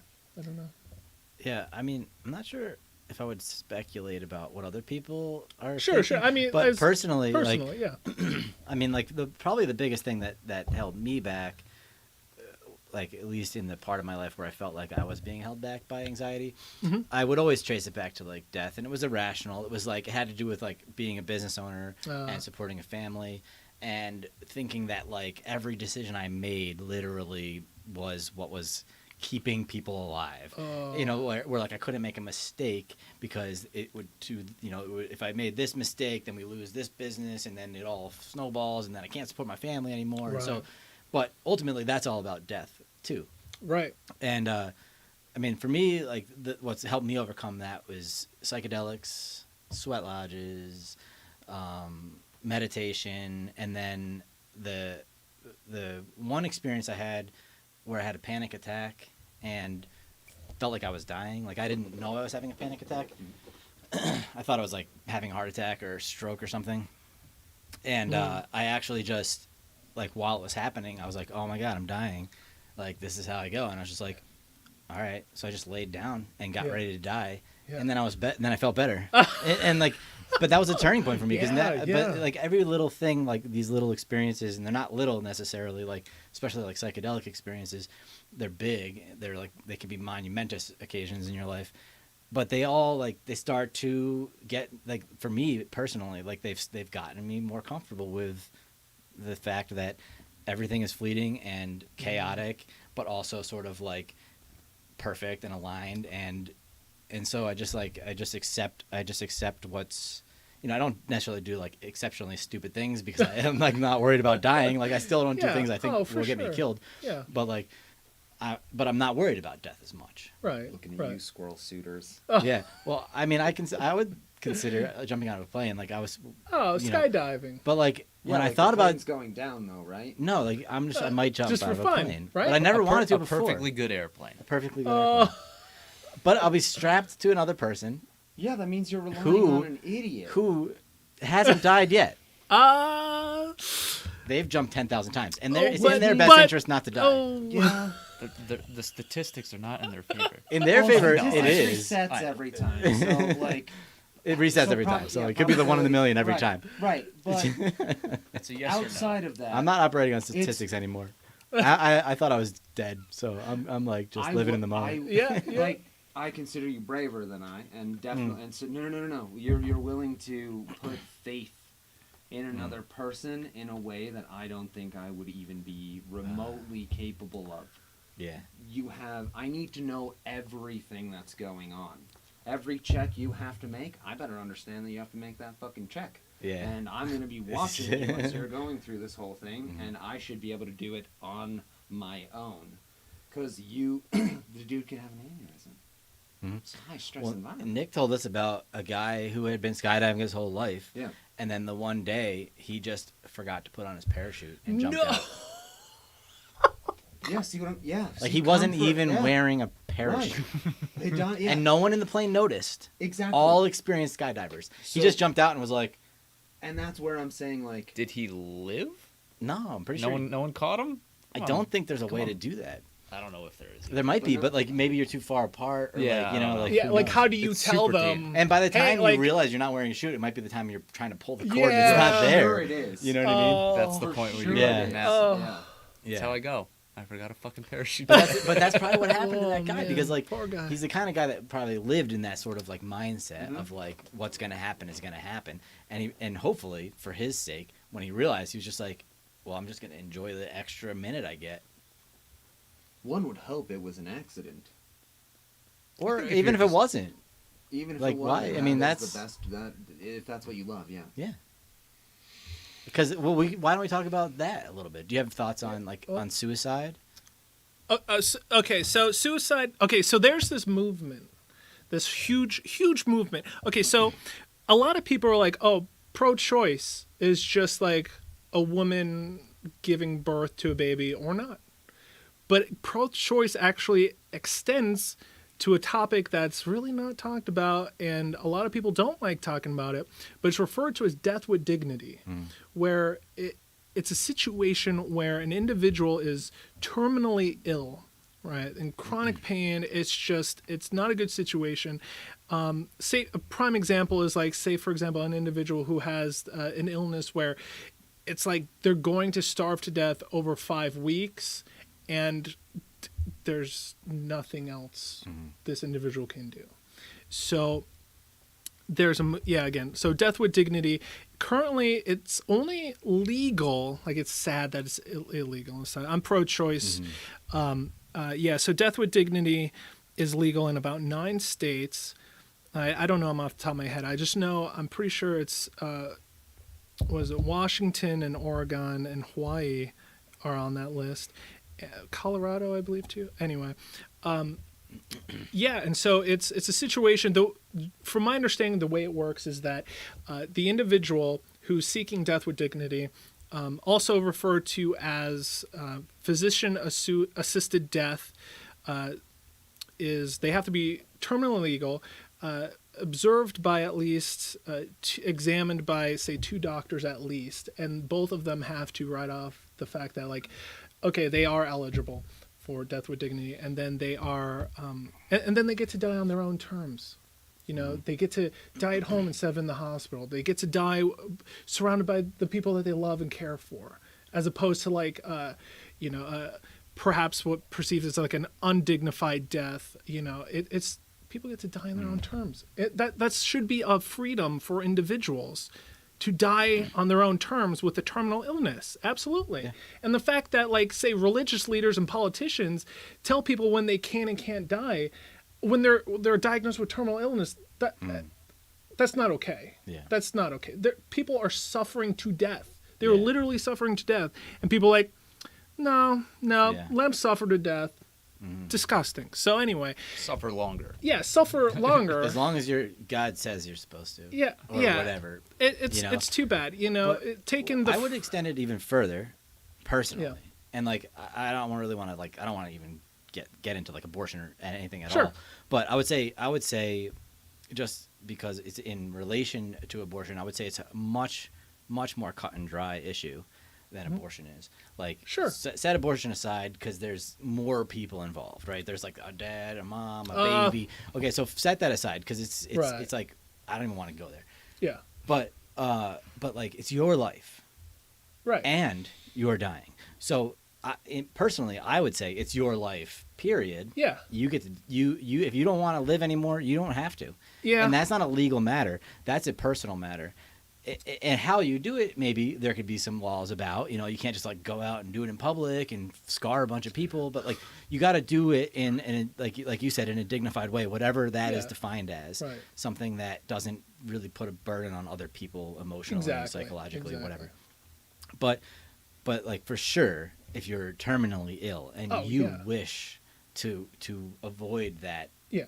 That gradual decline that you have been diagnosed with, and you would like to take an early exit, I think 100%.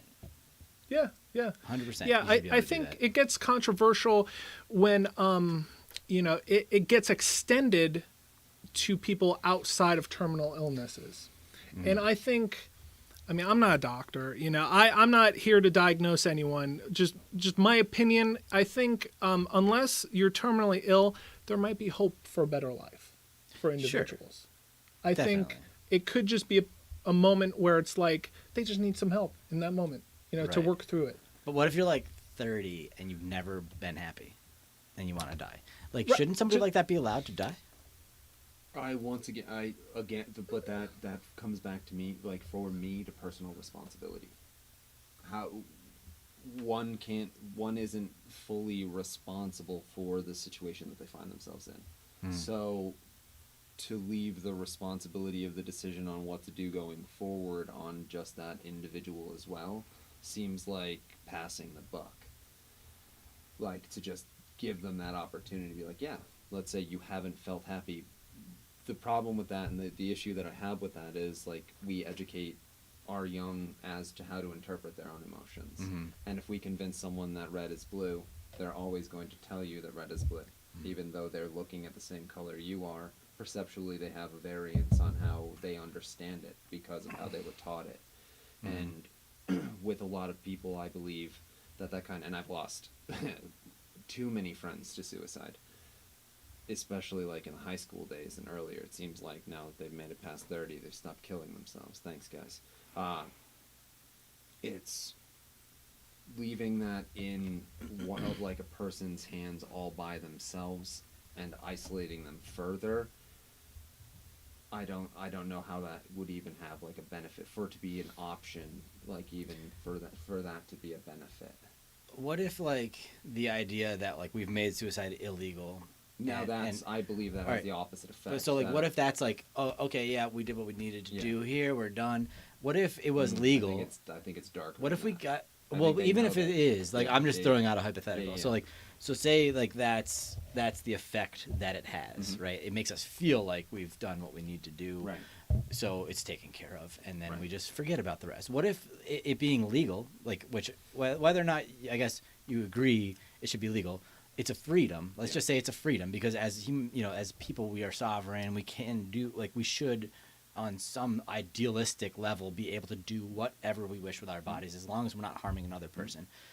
What if that, like, allowing people to be free puts some societal pressure to actually get to the core, teach people how to, like, what's a healthy way to emote, like, you know what I mean? Like, what if it would put some sort of pressure on society? Like, oh, people are now killing themselves because they want to and they can. Like, what can we do to make people not want to kill themselves? Well, the only thing is, like, regardless of if it's like, if you break that law, who's gonna enforce it? Yeah. So it's not really a law. Right. But yeah, it's like, but that's how laws work. Like a lot of laws work are sort of like From deterrence. yeah, it's sure. mostly a deterrent. Like Right. how many people don't smoke weed because it's illegal versus like because they're going to get arrested. But the illusion of personal responsibility, I believe, leads to the thought that suicide is an option. And who's doing the calculations for the second order consequences for society Right.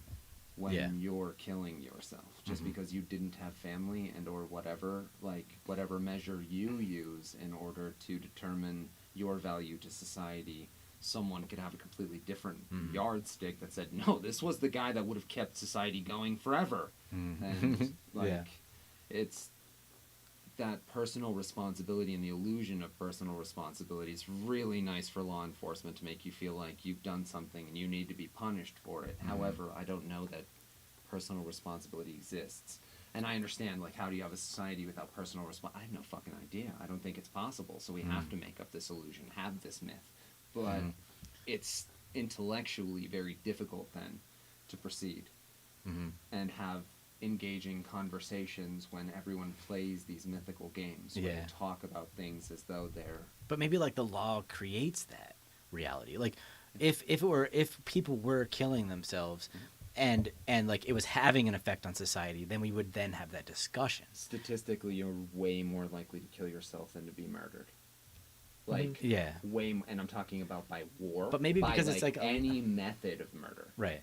Yeah. All of them lumped together. Oh, really? Yeah. Statistically, you're still more likely to snap Right. and hate yourself enough to commit murder to you. And that's just because exposure. You're exposed to the asshole in your head 24/7. There's no shutting that douchebag up. So it's without an exit, and there's no knowing what could happen. Like, just as though you don't know what happens when you go to sleep, you don't know what happens when you kill yourself. Yeah.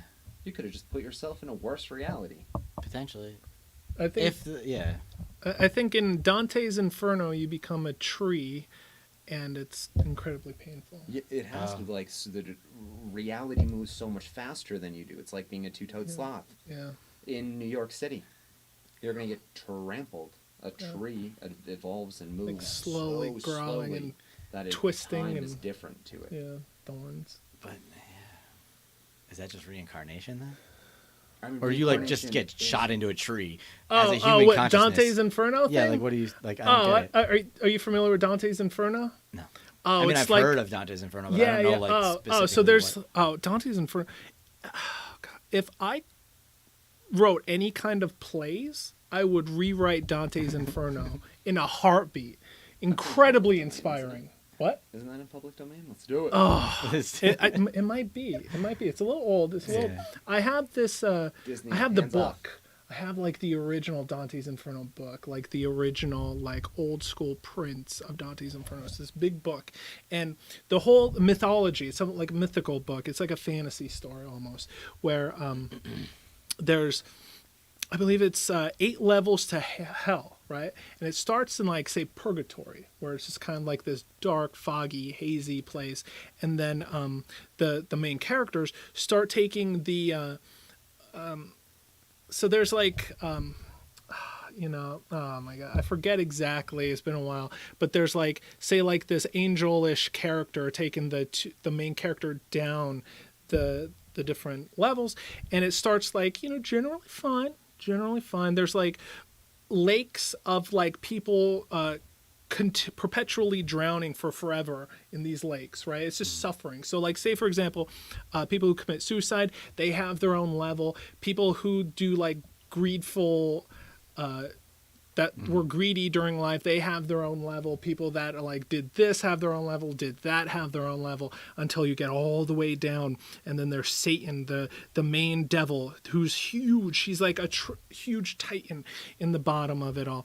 And then of course, because it's a little fairy tale thing, there's like this quick exit door, takes right up to heaven, and then that's how they escape and everything. But it's just such a beautiful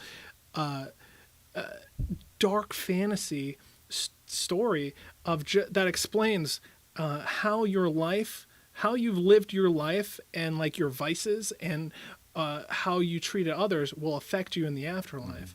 And yeah, it's a tremendous little thing to look at. It's definitely is. Oh my! I'm you telling read you, it? it was so inspirational. I played the video game. Oh, see, I didn't play the video game. Oh, and you probably know more because Yeah, I was just that's probably flipping more through the story. details. Yeah, Yeah. you got the details. Tell us the details. Well, out of the like it's the same thing. It's just the Yeah. 7 layers of hell, based off of which of the 7 deadly sins that you've committed. They determine where exactly you'll be placed. I'm pretty sure the myth of purgatory actually originated from Dante's Inferno. Like, if you read the Bible, there's no mention of any type of like holdover place. Either you go to heaven or hell. You either fucking accepted Jesus or you didn't. That's all Yeah. there is. There's a yes or a no to that one question. Everything else, I mean, if you follow Catholicism, obviously there are other texts and religions, but which I don't judge. Who knows, man? I every time I never say God. I always say gods because who knows? Yeah. Who knows who's listening? I don't. What were some kind of visuals that you've encountered that have stuck with you while playing the video game? Oh, the babies. It was the abortions. Oh! There's literally a level you're attacked by things that have like umbilical cords Really? wrapped around them, and like it's just little ketchup covered monsters, which is what my daughter looked like when she was born. Like someone threw cottage cheese and ketchup at her. Yeah. It's not a fun sight. They come through a portal covered in cottage cheese and ketchup. Wrapped in an umbilical cord. That was definitely the most demented of that. Because they say that's like the first level to hell is an abortion. Because you didn't get the opportunity to accept Jesus. Oh. So you go straight That sounds to like a hell. modern addition. Yeah, to the yeah, story. that's- Oh, it is. Oh, yeah, that makes sense. Well, it's part of Dante's like Inferno. Like unbaptized babies go to hell Oh, for sure. oh, No, oh. even in Yeah. the Bible. I'm not Unbaptized, baptized. Yeah. Interesting fact. I'm going to hell, Yeah. and I'm excited Well, about it. If it exists. right. If First it off- exists, I want to go there. Right? If not Yeah, getting yeah, be more of a baptized party. gets No, me no, no. there, because I'm totally happy about not being baptized, and if that Yeah, means I'm going for to sure. hell, okay. Let's be real.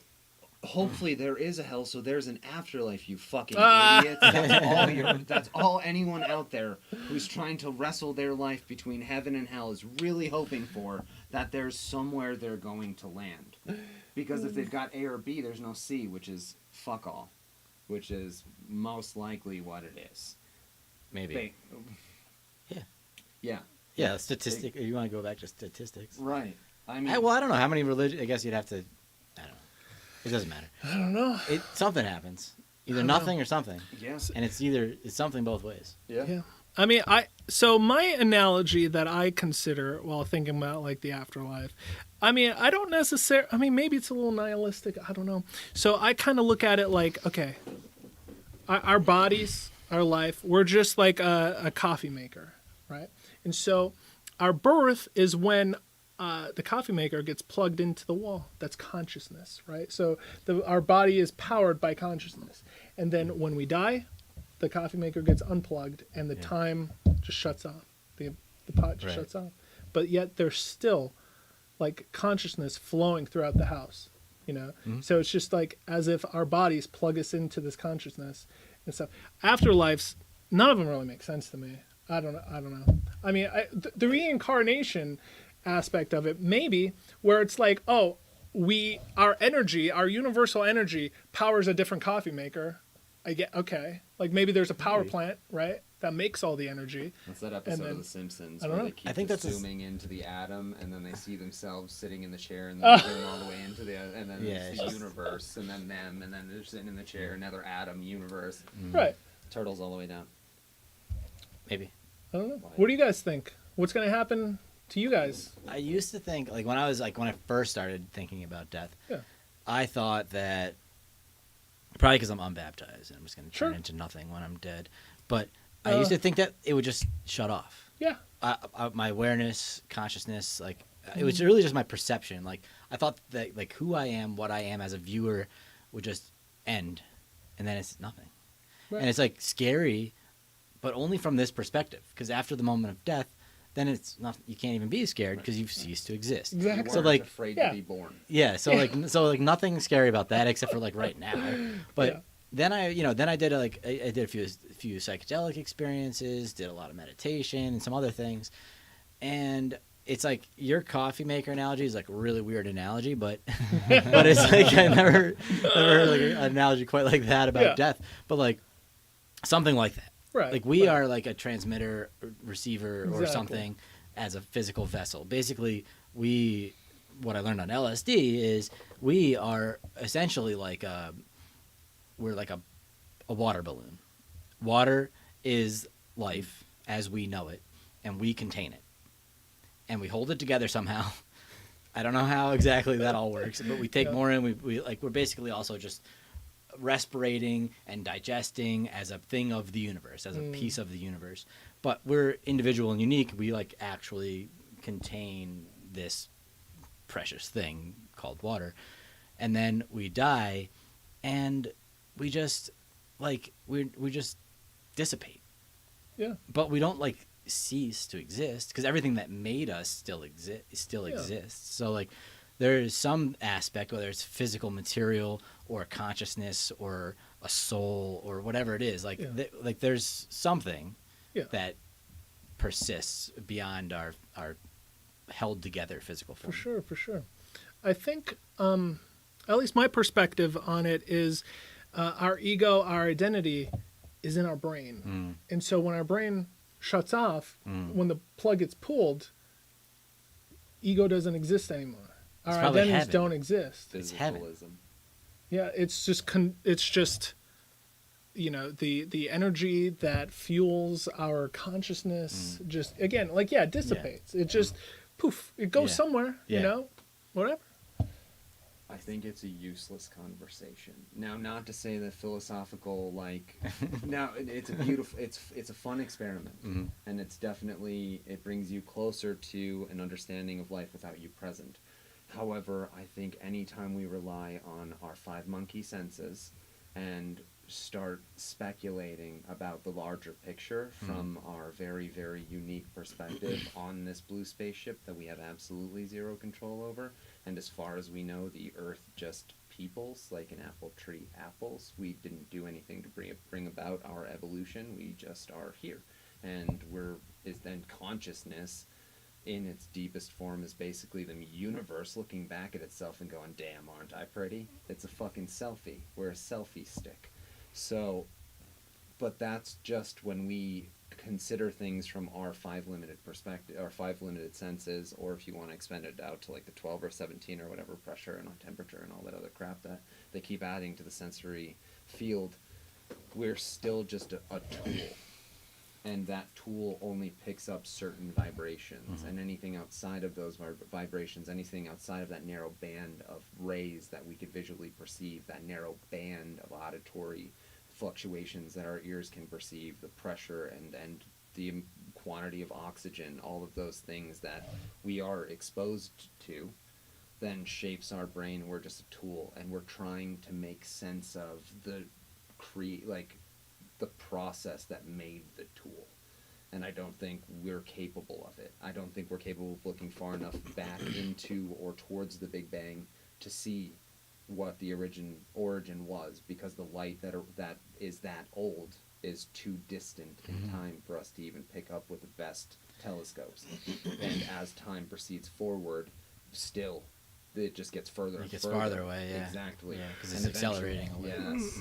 And eventually we're going to actually fill the entire observable universe. And then the people in the future are going to be like, well, what the fuck are these guys talking about? We can't see any of this with our spyglasses and this. And they might come up with a completely different understanding of what reality fundamentally is.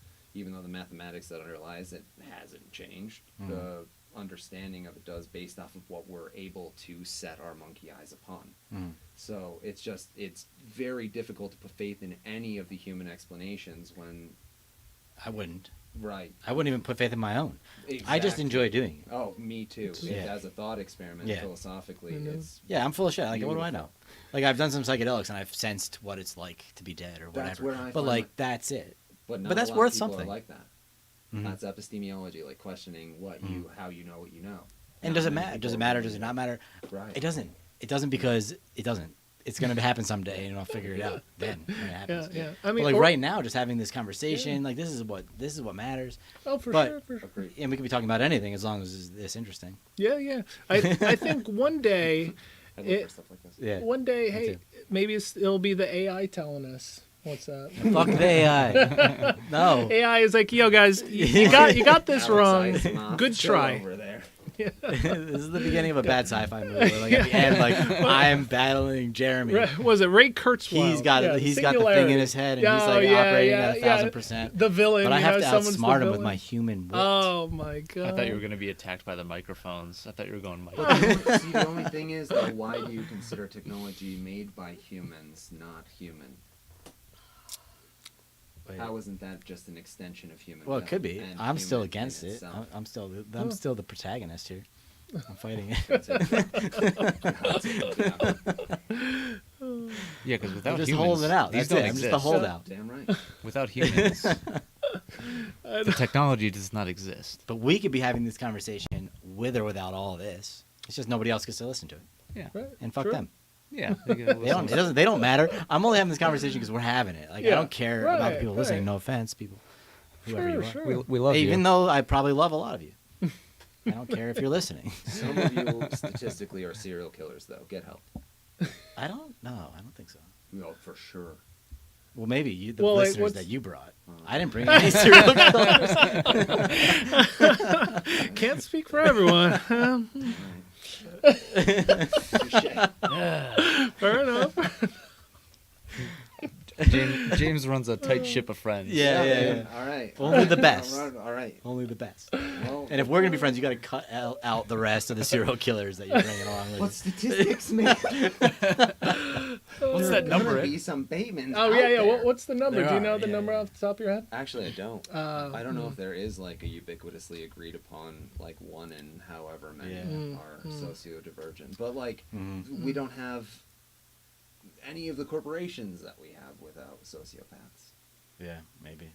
Fuck, you might be a sociopath. You said you run your own business. You make cutthroat decisions for your family at the helm. I'm not a sociopath. Well, we don't know. I mean, maybe I am. Maybe I'm a serial killer and I don't even know it. That's true. I could Kill be all like a that split wood. personality. I keep track of my time pretty well though, and like there's not a lot of missing time. Oh, so all right. I think we're good. That could be like a memento kind of thing, though. It could be. Where you're literally just Oh. creating that log in order to lull yourself into a false sense of security. Uh-oh. It's very possible. I mean, I have a terrible memory. Where are the exits? Alright, okay. There's only one. I accept that. Zach's mom puts on a suit full of like bodies that we've already killed, and she locks the door. I'm like, please, Down. let's collaborate. Oh my god. She I doesn't got even so come many down. She ideas. just sits up there in it. Yeah. She locks the door, and then we make suits out of you guys. So welcome. Oh, Yeah. Well, just shoot But it out. shrinks a little. It should fit someone You're slightly right, smaller than me. tanning, Okay. Mm. Yeah. Yeah. Fun fact. That reminds me. Okay, fun fact. What was I watching? I was watching There Will Be Blood, the movie on Netflix yesterday. Again, I love that movie. That movie, beautiful movie. Well, okay, real quick, fun fact. They were shooting that movie and No Country for Old Men, and the scene where they're lighting that big oil geyser on fire caused No Country for Old Men, because they were both shooting in the desert, I guess, that week or whatever. It postponed the No Country for Old Men shoot because of all the black fog, like the black smoke in the air, like a week. Like it really set them back. I'm like, I'm oh, pissed. that's great. You think like the county would like, Tens of millions of because dollars like you lost. have to zone and stuff for shit like Yep, that. And so exactly. you think the county would have mentioned something, No Country for Old Men, or Yeah. who knows. Anyway, what I was getting at, fun fact, historical fact. Be out there with a big fan. Okay, so you know the phrase "piss poor," right? Do you guys know what that means? What that originated from? I'm not gonna say because I think it's wrong. But like, if you were poor enough, you didn't have a toilet, you had to pee in a bucket or Oh. something like You that. didn't have a pot to piss in. Oh, Oh no, that's you didn't. have a pot Kinda. to piss in. okay. So rich people had pots to piss in. Okay, So so if you were really And- poor, you were just Well, pissing. I think there were like Oh. poor people. Oh, there's pissed on probably the different- ground. Oh, that's how I like to Medium-level piss. people pissed in pots, Mm. and then the upper echelon, they piss in a pot, and someone takes the pot away from them. Okay. Anyway, okay, so what I was thinking, what I heard sorry. was Okay, so back in the day, like way, way back, like crazy far, but like I guess during the era of like the early 1900s, the late 1800s, a pot to piss in, what they would do is people who would use piss, they would piss in a pot, say for example, take it to the market and sell their piss to people that would tan hides. And so when they're like, oh, you're piss poor because you're selling your family's piss to tan hides for tanners, that's piss poor.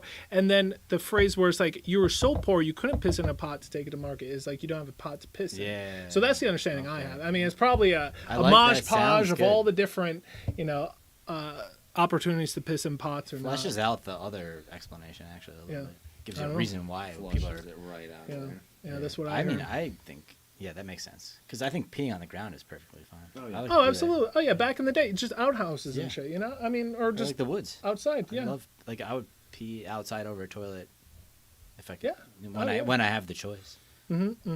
Yeah, definitely. Yeah. Much more refreshing, very vitalizing, no doubt. Yeah. I mean, sometimes we've all the moon's out. pissed. Oh And yeah. you just get to look up at the moon while you're taking a piss. Oh yeah. That's what I'm saying. can be Like magical. I'm gonna be right back, you guys. I'm just hit the back. It's raining, I think. It's like storming Oh, out even pretty better. hard. Just take the yeah, shirt just get off. naked and piss in the rain. You don't even have to hold it. You just stand there with your arms Yeah. in there, like Andrew Dufresne. Rainy. Just Yeah, yelling yeah. at the That's sky. true liberation right Yeah. there. It is. Yep. Yeah, I'm gonna do that later.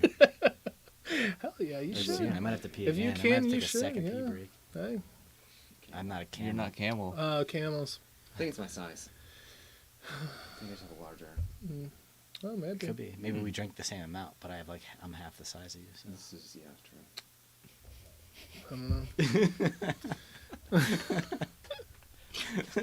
I'm literally half the size of you.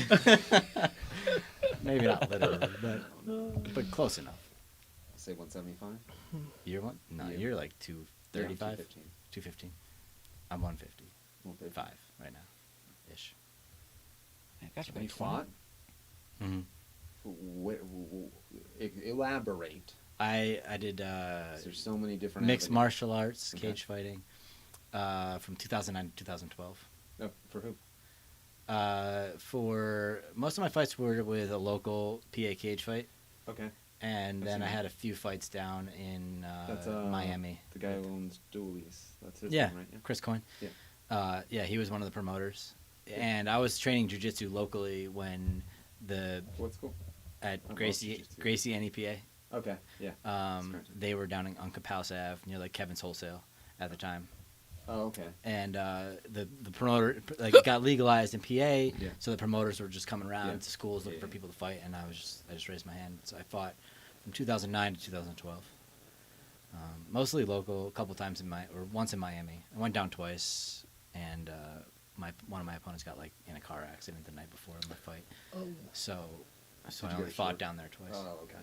And I still got paid my purse, but Right. not like the Win bonus. win bonus. Yeah. Right. Yeah, So. I've only ever competed in jiu-jitsu, but it's never for. I've Do you went train and still? sparred a bunch. Not with a gym, but I do train as often as I can with people that I know that have experience and like will get together, work on a specific drill. Yeah. Like typically for like in response to something specific, or I feel like something's lagging when I'm like hitting the bag or whatever. I'll try to work on that specific niche, but mostly it's just for like fitness and just to keep myself moving. Yeah. Cool. I just went back the other day, like a few weeks ago, for the first time in Yeah. like 9 years. I Yeah. retired in 2012 and then just stopped. Yeah. Like I didn't train once Yeah. until like recently, and I got my ass kicked. Well, the sport has evolved. My physical body couldn't keep up. Of course. Yeah. My No. my skills were like still way behind Right. everybody else's, but like my body was like, I'm 35. I took 9 years off, and 35 is fine. yeah, if I didn't take the time off, I think I would have Of maintained course. my body In to a fact, certain you're degree. at your testosterone peak. Yeah, and like I'm in good shape right now, but I'm not in like don't the think. same. Did you notice? But I was in way better shape back then, and Yeah. I was like, I was doing it all the time. So I just got like crushed by a kid, like a 19-year-old kid, just like put me. We got into like a body lock standing up. It was like full on sparring, yeah. and we got onto our feet and we both body locked. And it used to be my thing. Oh, so full on like hands and everything. No, Oh, just okay, jujitsu, just- like okay, from the cool, like cool. takedowns, Yeah. throws. Yeah. submissions. Yeah. And we got up and we got into this body lock and it was like used to be my thing. I was like really good at it. Yeah. And this guy was like 19 and he just like sucked Sucked me in in the hips, tight, yeah. bent me over, and I like tried to defend him. All of a sudden, my back was just like, oh, like I was like, no, okay, stop. You know, like I was like, I'm broken. Like we gotta stop right now. Like something got whacked out like Yeah. real bad in my back. Like went into spasms that night. It was rough. It took Yeah, like yeah. 2 weeks to Oh. get back to normal. Actually, so I might. Yeah, we'll see. Well, I do Maybe I'll personally- train with you a little bit. I do, yeah, I do. I help the guys up at Scranton MMA. The owner Frank, I help him with his like Oh, personal. his- Frank Alonia. Yeah, He owns it. yeah. Oh, really? Oh, him and Tom. Him and Tom. Yeah. Cool. Yeah. Yeah, I know them both. They were both there when I was there because I was Oh. there for a while too. Oh my God, that's Yeah. awesome. Yeah, I trained there for 2.5 years. Yeah. Got up to like mid blue belt level under him. I Mhm. love Frank, man. Frank is a animal. Yeah. An animal. He was like a kid when I knew him, yeah, and he was still pretty looks like freaking that good. one, And I would be scared to wrestle with him now. Dude. I mean, I know that I would trust to like wrestle with him, like I wouldn't actually be scared. But if it were like full on, yeah, he would just like The- tear me apart. And that's how he works. Yeah. The harder you come at him, Yeah. the worse it is for you. yeah. Like, if you're coming at him like I might be able to do something here, Yeah. you're not gonna forget that thing. Yeah. You come Yeah. at him with the humble grace that you should, he'll see you through to the end. Yeah. I'm a little veteran. I got humble grace. Yeah, I mean, dude, I was humbled quick. I was humbled so quick. Yeah. First day there, So, brown belt uh, girl, James, what was your nickname? Humble pie. humble pie. Yeah. That was his name. I might That's my have fighting some name. shirts floating around. Oh, nice. That's awesome. Yeah. Yeah. Fun times. Yeah, everyone For just sure. called me a Viking. Just 'cause Yeah. I look It was like the first thing I thought. You didn't even get out of the car yet. And I was like, is that guy a Viking? like. Is this a Norse name? His head's hitting the ceiling, and he's got a massive beard and a ponytail and tattoos. Like, this guy's a Viking for sure. He's got a ball. I'm gonna go get the gun. Oh, range his dumbass. Oh, what are you pulling up? There we I go. was seeing if they had any if we had any shirts online. Oh, no, nice. you'd have to go on like, Just James. yeah. That was one of my last fights. All right, sorry. Yeah. No. Anyway. Yeah, I only ever fought amateur. I loved sparring, but like in a way where I tried to like I was a like lover, not a fighter. Yeah. Like where you see where like the point or the issue would be, and then you try to like work from that point. Whereas like a lot of the guys who are trying to get what you were trying to get out of it, which is like the ability to survive a real fist fight. Mhm. I don't feel like I had benefit for those people, and like Mhm. they came too goddamn hard. Yeah. Too fucking hard all the time. Like Yeah. there were a couple. Was Vito there when you were there? Vito, like the judo Vito? Yeah. Yeah. Dude, his like butterfly guided turtle have gotten insane. Yeah. To the point where like he like attacking him is also a fool's errand. Yeah. Like he just spins you around, you land on your head, and Yeah. like, one of your joints are screaming in pain. I have and no you doubt, have yeah. no idea why. Yeah. And Yeah, there isn't a single guy that I used to know, yeah. because it was 9 years ago, that's still doing it. Yeah. Where like I was like one of the best. Like I was never like the best Yeah. jujitsu guy or the best judo guy or whatever, but I could hang with like everybody, Exactly. and you That's know what it is. whatever. But now I know they're all killers, every one of them. Yeah. They Yeah. were killers then, Yeah. and they've been doing it for 9 years, Yeah. Oh. and they haven't stopped. Like there's another guy we want to get on. His name's Tyler Calvi. Do you know Tyler? Yeah. Yeah. Skinny So Tyler, yeah. wait, what? I that- don't- is that a joke? Skinny? Skinny? No. No, he's not then- skinny. Then they're not the same. No, he's a people. big I don't boy. know the last name. He's a big boy. Yeah. Yeah. But it's the same guy. No. I mean, same name, Tyler Calvi. So I don't know the Oh, last you don't know name. the last I'm name? just bad with last names. Oh, okay, yeah. I just thought, yeah, I know a Tyler that does Yeah, jiu-jitsu. he just opened up a school skinny. called Bad Company Jiu Jitsu. Oh, dope. It's in, do you know where it is? Like Not a Wilkes-Barre clue. area, Pittston, Edwardsville, somewhere around there. Yeah. That's dope. Shout out. Exeter. I don't know. Sorry, Tyler. Come on and rep it proper. Yeah. Yeah, he's another guy. Like even back then, he was just like, you know, he's like 200. He was like 230 pounds, Yeah. and he's just like strong as an ox. Yeah. And he's been doing it for 9 more years. I don't even want to know what it's like to roll with him. Yeah. Like, what is it like? I don't even know. Fucking Stone Man or something. Yeah. The big guy. Yeah, it's rough. Yeah. It is rough. The big guys are What about, especially like the pressure passers. It's just not fun. Yeah, it's just not get fun. crushed. I like to go like deep half guard and I'm a like lockdown butterfly. player myself, Yeah, so I would just have to like try to sneak around, slither underneath and stuff. Me, I usually guys. just frustrate people into because Yeah. like I'll just play lockdown and I'm long, so I could Oh. like grab guard, switch between half, full, and then lockdown, Yeah. and then as soon as I get lockdown, I just wait until they get frustrated, or until Frank teaches them how to undo the lockdown. Yeah. Like at the end of each class where they first like would roll with me, everyone would always have the question, "How do I get rid of that leg thing he does?" Yeah. I think I would just if I grew impatient, I would just give up my back and then try to escape from there. Ah, yeah. Like I wouldn't That's you know what I mean? I'll a just be like, good here, oh, player you want to will lock me do down? that. Here, take my Yeah, back, try to choke yeah. me, and then I would try to get out from there. a good player. Will Yeah. do that. It's more fun that way. Oh, yeah. I don't want to be sitting in No. like the same position, Yeah. waiting for somebody to make a move. Well, I'd I'll rather go give for, up a position. There are a couple of like subs that you can get from lockdown. Yeah. now, like Mhm. just a banana split and shit like that. Yeah. So I just like go through that little move, and then Yeah. usually while I'm trying to go through those couple of attacks and continuously Yeah. trying to keep them off balance, I would just get a sweep and Yeah. end up on Mhm. top in their half guard. Yeah, sounds fun. Maybe we'll roll sometime. I would love that. I'll get my ass handed to me. I don't know. What You about never know. What about the sport got you guys intrigued to get into it?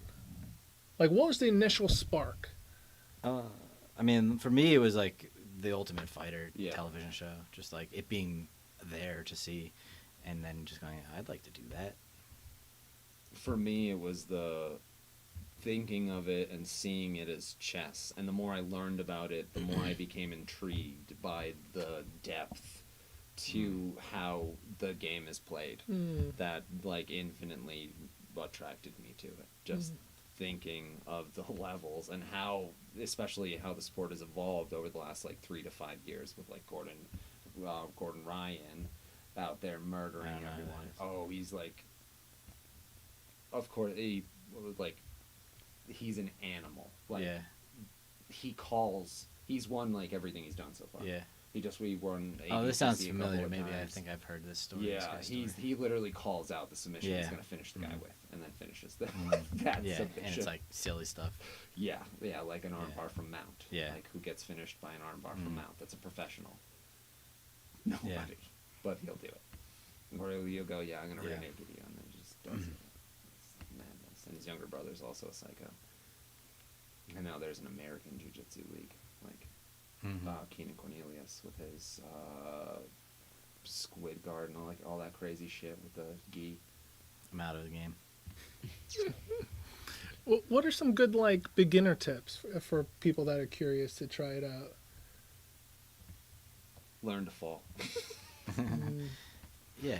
Again- Yeah, and it's not about winning. No, you know, like God, if that's no, like no, if check that's your like ego. yeah, if like you won't last long if No. like you go in there trying to win. No. Like, and I'm like one of the most patient and forgiving people that like. I mean, there's a lot of those people in the gym, but like I'm pretty like I'm like not that There are easy to also some of upset. the But like opposite. there are some of the opposite, and they'll like what'll happen is some guy will come in and they'll think that like oh you know or whatever. Even if they're not thinking that, like in the moment, they're not ready for like like the physical competition. So like it kicks them into a gear of like they're trying to fight and win in training. Yeah. And like you might be doing that with a guy who has a fight in a week who's trying not to get hurt. You know, like that's what would piss me. Like the only time I ever really got pissed off in the gym is like if I had a fight coming up and some like new guy came into the gym and like I got paired up with him sparring and he starts going hard, and if I don't just put him in his place, he might hurt me, and I have more on the line than he does. You know, so I would just like. You know, if those guys come at you hard, you kind of give them like a little warning shot or something. But if that just pisses them off more and they come at you harder, you have no choice but to like then you aggressively attack them Assert back. yourself. Essentially, yeah, it's like the only way. And so if you're going to the gym and it's like and you're new, it's like do not try to win with anybody.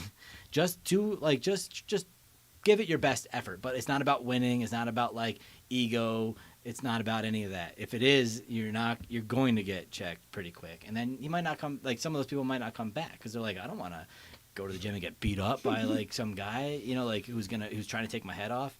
but that's only because they're like doing it in response. Like there's hardly any people at the gym who are just like fucking people up. There are some, but they're like, but some. nobody likes those people. They're not popular in the gym. You know, it's usually a very like loving, embracing community. Yeah. Of just trying to foster continuous improvement. Mm-hmm. Yeah. Oh, so is it kind of like I don't even know how to. Is it kind of like I don't want to say is it like dancing, but is it kind of like Yeah. No, it's exactly like dancing, Yeah. and you need a good partner in order to learn. right? Yeah. No, you don't want a no. partner who's like trying to kick you in the Yeah. face. No. Yeah. Yeah. If your partner's stepping on your shoes every 4 seconds, you're Yeah. not going to get this dance down. Yeah. But yet, if your partner knows the dance and they're trying to lead, they're just simply involved in their participation in the dance and their expression, that's when you get the best dance possible. Oh, okay. So are you like so when you first get into the say the gym and is it a situation where you're trying to maybe learn like a certain move or something and it's like yeah, how you not both to shit myself. okay That's how it was for me, man. yeah Yeah. First going into the gym, it was just like, how do I keep my rectum clenched? and You not shit yourself a lot? No, sir. I'm talking metaphorically here. Sounded kind of literal. My first thought in any new situation is don't shit myself because that's usually what happens. Listen, I've adjusted my level of oil intake. Okay? Diaper check. All right, now I could go to jujitsu tonight. But you just Yeah. like the not being afraid Mm, was my like the first barrier, and mostly it was being afraid of looking like a fool. Yeah, for me it was awkwardness. Yeah. It was like because you feel like when you're like the first time you're like wrestling on the ground, especially if you don't come from a wrestling In background. pajamas. In pajamas, yeah. And like you're just like you don't know what to do. You know, like you start in a position and then you're like, okay, now what do I do? And you just feel like it's like as if like somebody was like, okay, walk, and you're like, what do you mean? What's walking? How do you walk? yeah And they just made you do it. You know, it's like that. So it's like there's a certain level of like awkwardness to overcome, which is probably another thing that's like a big barrier to like new students is like if you don't try it for a while, you only try it once, you're just gonna be like, what was that? God. Like I felt like I didn't know what I was doing. I'm not gonna do that. And like that's probably a big deterrent for a lot of people in a lot of things. Yes. You know, people don't like to like feel like a fish out of water, but that's what you feel like. I mean, I when you do it first every start. day. Teach people how to golf. Yeah. Oh, yeah, Oh, dude. right, yeah. right, Yeah. right. It's How do you super break awkward. that It down? is awkward. It's I just gotta pee again. awkward. How do you break that down? Like, how do you overcome that? It kind of actually it depends on if I know I'm gonna see them often. Mm-hmm. If I know I'm gonna be with someone like 4 or 5 lessons, Right. I know that I could break down the swing a lot more All right.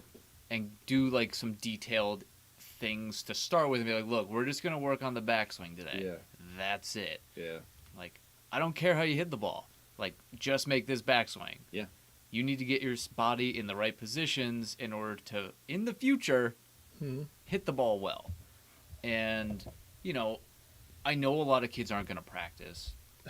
Like, a lot of people in general aren't going to practice. So Yeah. I'm using that as, like, you're learning, but you're also practicing. Like, Yeah. I'm going to tell you this one Yeah. thing, and you're just going to do this for an hour.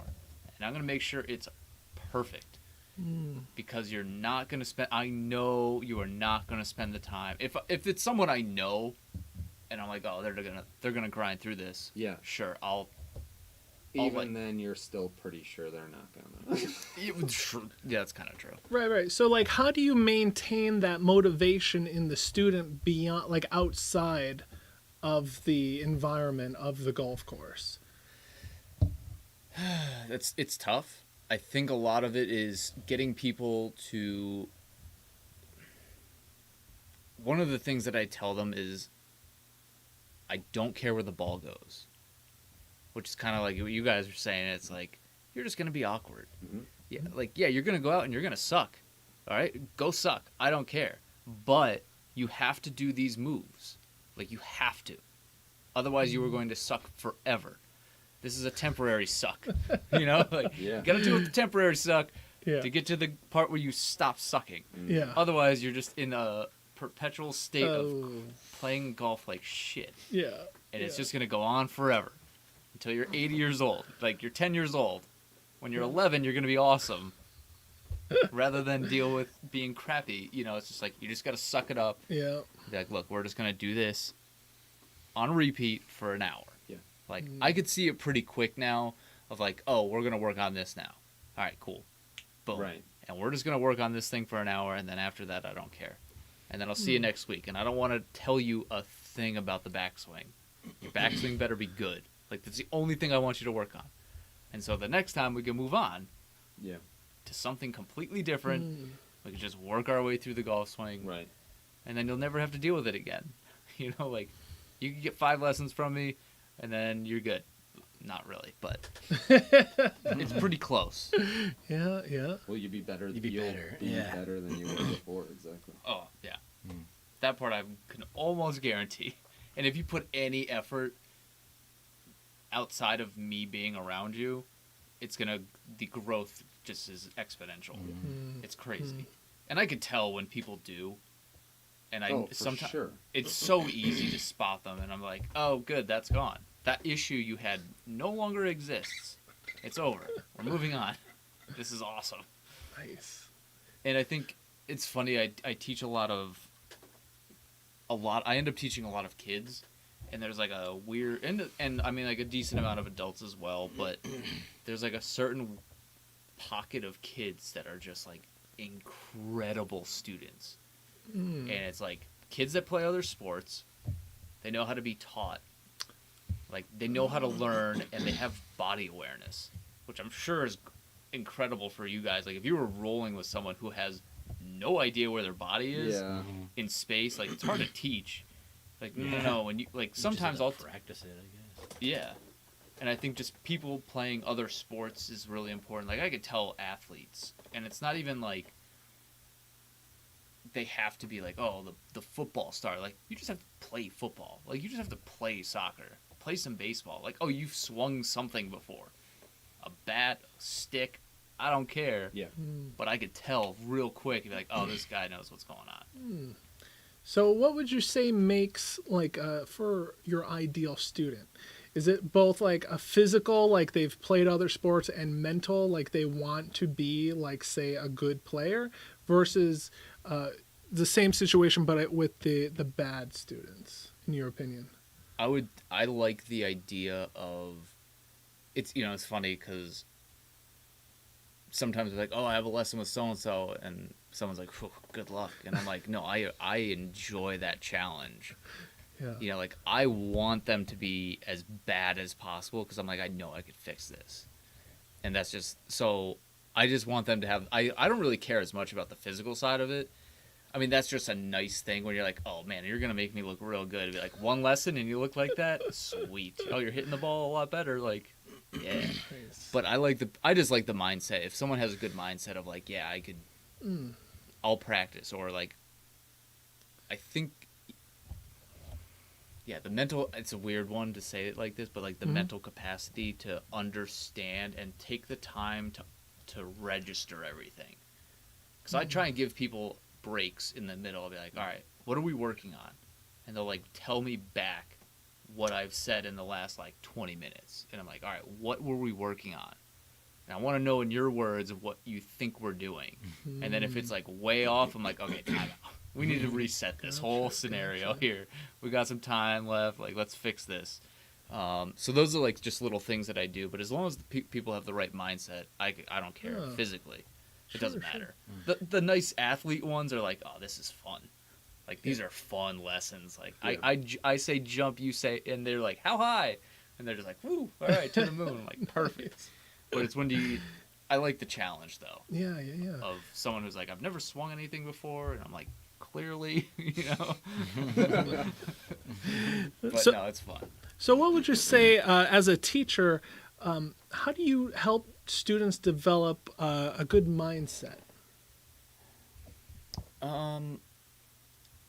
I try and make it as enjoyable as possible, and I think the big thing is people are very fixated on the golf ball. Obviously, that's the goal, is like to make the golf ball go far and Right. straight or whatever. And I reiterate that probably more than anything is that, like, when I put, if I think someone's at a point where I'm like, okay, well, let's hit some golf balls, and I'm like, I don't care where it goes. Like, I literally say that probably 50 times in a lesson. Like, it's fine. I don't care. Like, they'll mishit it, and they're like, oh, that was terrible. And I was like, that was not terrible. Like, if I look at what you're doing now versus what you're doing then, this is so much better. And I could care less if that ball goes an inch or 100 yards down the fairway. Like, I could care less. So I try and reiterate that type of stuff, and I just try and make it as fun as possible, being encouraging. That's pretty much the basis of how I operate, and I like to think that my lessons are generally pretty fun. Yeah. And you know, like, I'd like to joke around with people, and you know, like, even kids. And it's funny because I think that's where I get like really good lessons. Is when that person's like, it registers for them that I'm joking around with them. I'm like, yo, this is not that serious, dude. Chill. Like, we're just gonna learn a little bit. We're gonna be here an hour. You're gonna be a little bit better at golf in a couple minutes. Like, all right. And then once that registers, they chill out because I think there's a lot of tension. Yeah, absolutely. I have to be good. I want to get better. And I try and take that out because that's something I struggled with, was just being like, I have to be good at this. That was, and that's why I got good. But at the same time, I was like, I went through this. Chill. You just chill out. So. And then as parents, what do you guys think? What are some? How do you teach your children? You know, what are the best, like, developing their their mindsets? What are some little hacks or some ideas? Like, what have you guys done that you felt was most beneficial for them? I let her make her own mistakes, and then I check her hard about it. I watch her literally walking right towards the fire. I watch her walk into the fire, and when she comes out, I'm like, now wasn't that fucking stupid? That was a hot ass fire, wasn't it? Yeah. Ava will be like, no, it wasn't hot. Oh, And I'm like, okay, go walk into it again. That's like, you know what I mean? Like, basically all you can do is like you can let them make the mistakes. Yeah. And besides, like, you know, their own actions, I mean, obviously you can lead by example. Like, that's a big one. Yeah. And like, you know, if your kid doesn't want to learn their lessons, like, you can't make them learn their lessons. Like, you can't, you know, but you can make mistakes and learn your lessons and then point it out and hold yourself accountable and take ownership of your mistakes in front of your children, and then they will learn to do the same thing. Even if it's like way later in life, subconsciously it works. Like, even if right now they're too stubborn to like learn anything, you know what I mean? Like, it's like the best you can do. It really is. Right. You know, you could try to pound it into their heads, but they're just gonna resent you for it, and then make mistakes on purpose, just out of spite. Yeah. Maybe. Potentially, you never know. Okay. Like, you literally don't know. It's like every kid. I mean, I have a stepdaughter. I haven't had any of my own kids, but like, I've raised her since she was two and a half, so I get a pretty good understanding of like how every kid is like sort of an experiment, because they're all different, and you don't know exactly how they're going to respond. You don't. But all you can do is do your best. You know, you don't resort to like anger to get your kids to do what you want them to do, because then that's what they're learning. You know, they're not learning to do the right thing. They're learning to avoid fear or avoid consequences. And like, I'd rather like my kids like make mistakes and suffer consequences than avoid mistakes so they don't have any consequences, because they're afraid of consequences. Yeah. You know? Yeah, consequences are just a part of life. Yeah. You must accept that. And you need a healthy relationship with mistakes. Like, you need to understand that. I didn't have that as a kid. Me either. Yeah. But I was super self-critical, but I'm really trying to install the philosophical understanding in my daughter that mistakes are how you learn. There is no learning without making mistakes. And if you're not making mistakes, you're just not trying. And if you're not making, you should feel bad about yourself if you're not making mistakes, because that means you're not trying new things. You're not exploring different avenues. You're not looking at how other people do things and trying to implement it to see if maybe, you know, the way they do it is better than the way I do it. I don't know. Like, just through continuous improvement iterations, just accepting one's mistakes as the bridge that they're building to where they want to be. Yep. Yeah. And she it's- doesn't want to hear any of it. No. She doesn't want to hear any of it. She's Oh, just no. as self-critical on herself as I was. I see all of the same nonsense. Yeah. I was helping Ava with an art project a few weeks ago, and it was a painting. She was supposed to paint like a mural, essentially, like a scaled down mural to like go up in a city, but it had to have a message. And so she decided to like make a painting that said it's okay to make mistakes. And so she painted the background, and it was beautiful. Like she did this like purple and blue and white, like it looked like almost like raindrops. It was like very abstract, and she was just going with the flow. And she got to like the part where she was like painting in all the words, and she got to the word mistake, and she misspelled it. And like she was so pissed off at herself. Oh, And she was like, thought she would do it on she was purpose. like, this is terrible. No, she like messed up. She Yeah. made a mistake. Right. And she got so mad, and she like hated the painting. Oh, and I was like, but no, don't you that makes understand like it. the message that you're trying to like convey here? Like you're not even like you're not doing it. Like you should be okay with it. Like it's okay to make mistakes is the Yeah. message here. So she like went with it. She fixed it, but she was not okay with it. That's so awesome. It was great. I hope she learned something. I tried to get it. I tried to get the message through, but again, you're like. Yeah. You can only do what you can do. It's Right, up to them right. to like actually receive the message, Yeah, and learn yeah. the lesson, and make the changes that are required. And then you also have to contend with their idiot friends. I don't know.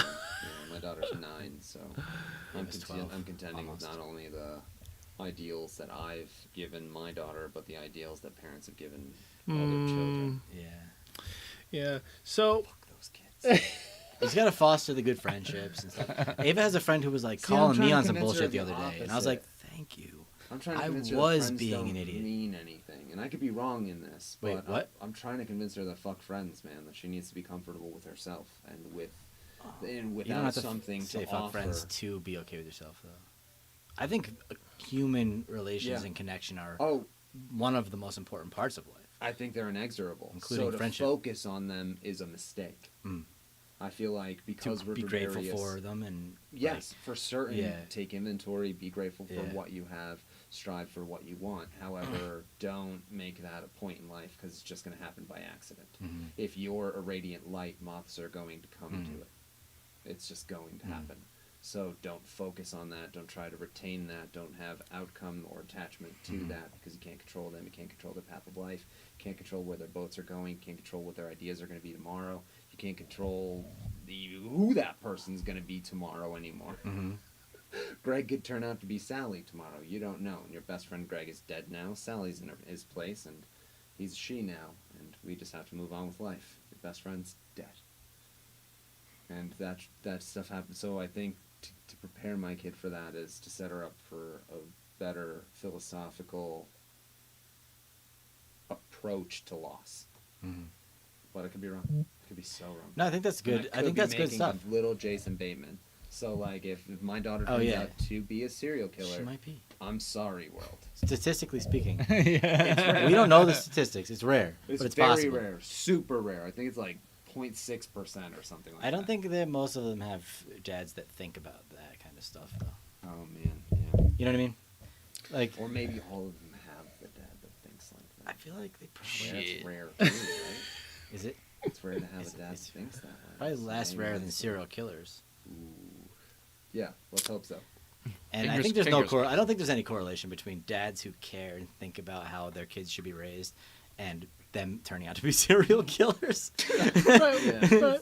It's probably mostly like abusive, like negative parenting that results in serial killers. I would From my imagine. when I took criminal psychopathology, they had attributed a lot of it with trauma, relation, like how they cope with certain trauma, and the relationship that they form with that trauma. Because if it crosses any of the wires into like sexuality or Mm. stuff like that, then the potential of them being hurtful to them around them goes up exponentially. But as long as it's not tied to any of that stuff, usually it's a reduced size of the cerebral cortex or emotional processing center of the brain or an enlarged amygdala, something like that.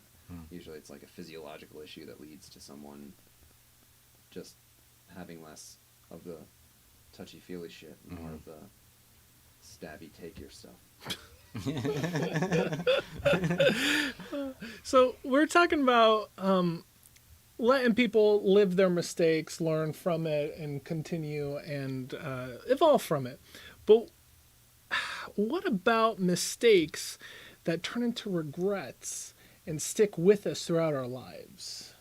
You know, what are our thoughts on regrets? How can an individual start loosening up and releasing their regrets? Because this is another thing, end of life conversations with, say, elderly people that see their imminent end coming in front of them day by day, right?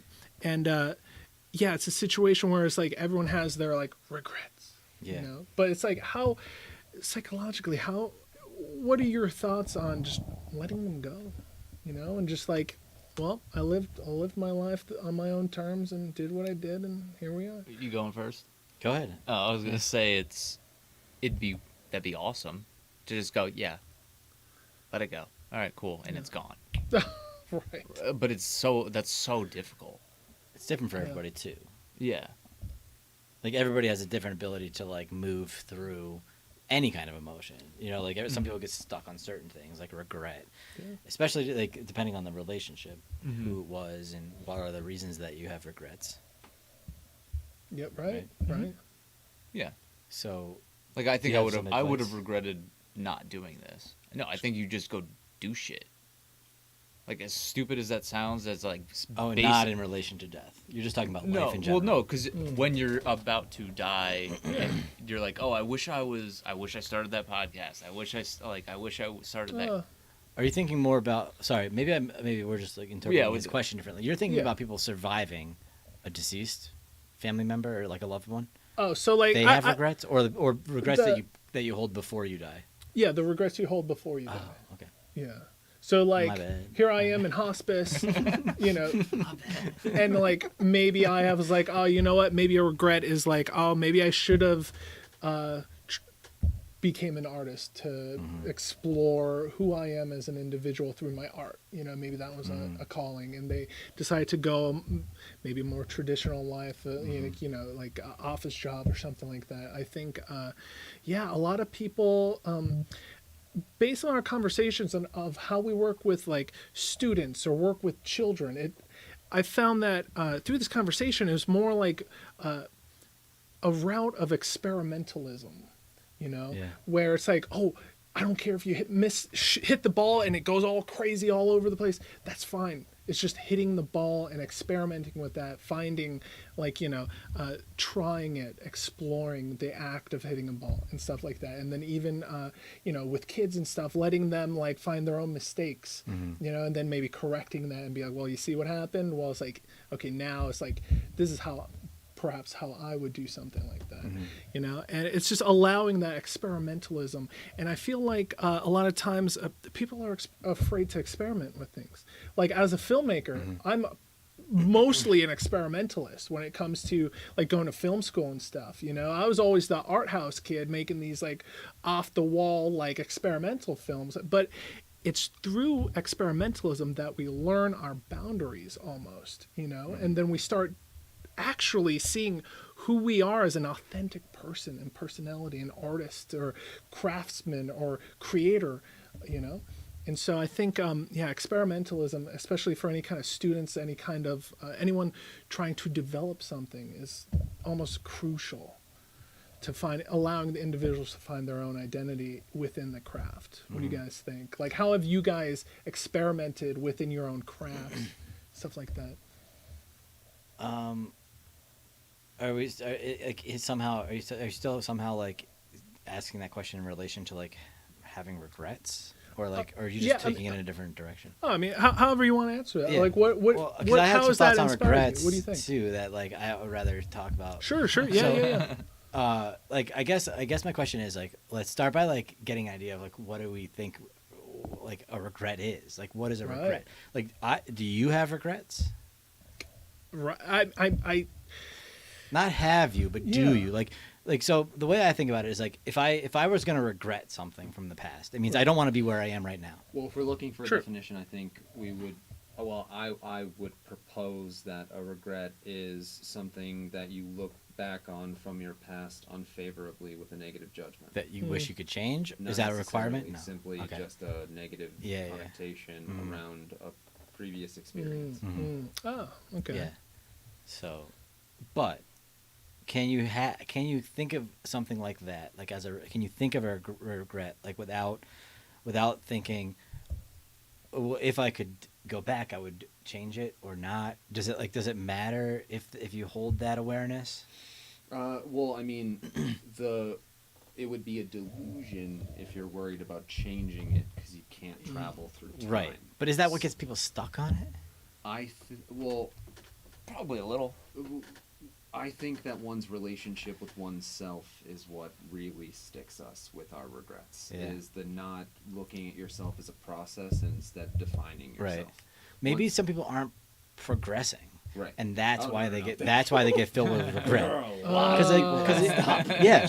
Because if you're living today the way that you think you should be living today, or at least as close as you can realistically achieve that goal, then no matter what you did in the past, you're like, that's okay So because I I'm would doing like the to best I propose can that today. You can't do any worse. I would propose that you can't do any worse than the best you can do as the person you currently are. You can't do even if any you try. worse Yeah. than you are doing Yeah. because it's happening. Yeah. So like, But what if you're, regardless of like, just judging it as doing better shitty or shit? worse, it doesn't matter. But Shitty then those shit are the people that requires- regret, Shitty right? shit requires comparison and judgment.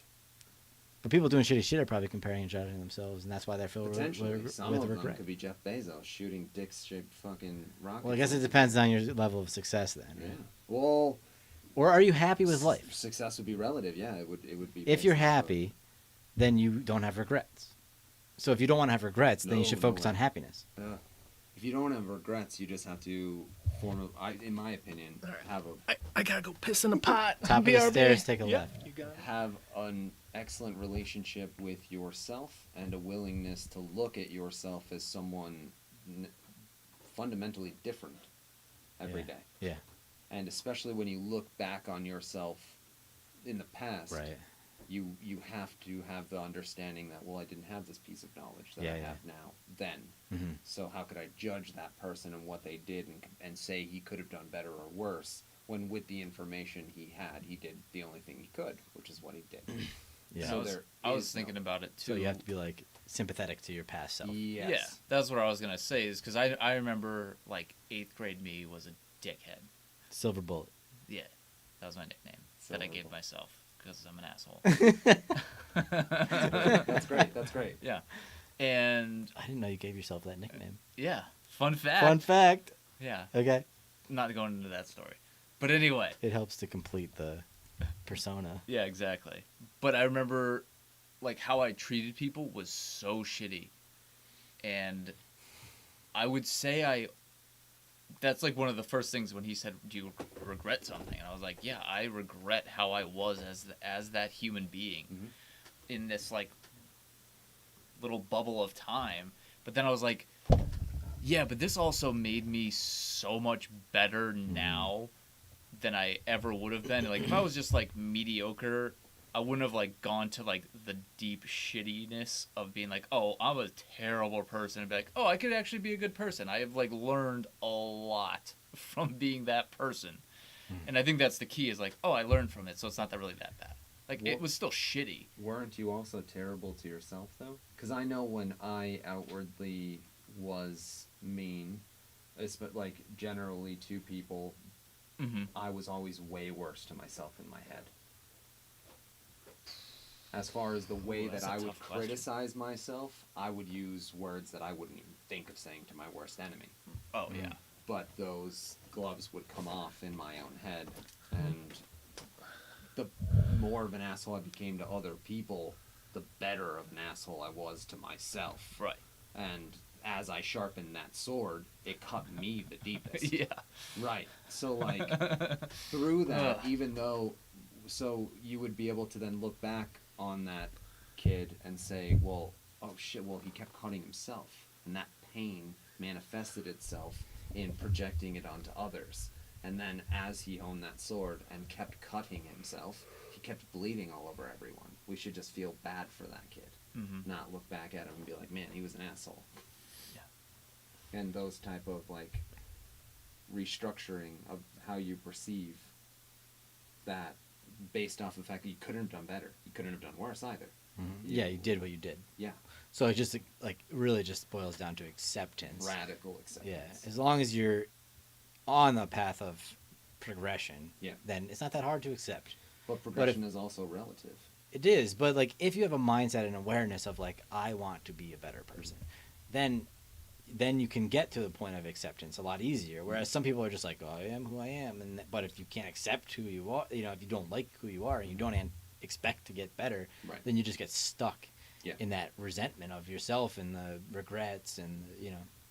That's the only place where like that whole manifest your destiny is mildly like accurate. If you say you suck, you're gonna manifest as something that sucks. Yeah. If you say you're a process that is continuously improving upon itself, you will manifest that. Right. And it just depends on how you frame and structure your perception of yourself in your head, the relationship you have to yourself in your head. Have you even thought about the fact that you have a relationship with yourself? Or are you still in that camp? Or might you be stuck in that camp of, you know, talking to myself is crazy? I shouldn't be talking to myself, you know. Talking to myself is I shouldn't talk to other people about the fact that I talk to myself, even though everyone has a inner monologue. Even though there are people who claim they don't. Which is Yeah. wild. Right. I was talking to a dog today, and I was like, "I'm talking," and I literally said out loud to myself, "I'm talking to myself." Yeah. And then I said, oh, "That's okay," you know, like that. Whatever. Everybody does it Yes. Yeah. to some degree or another. I don't do it a lot. Like I hear my business partner talking to himself all the time, like in the shop. He'll be like, I'll be in the office and I'll hear him out there. And I'll be like, "What? What was that?" And he'll be like, "Oh, nothing. I was just thinking out loud."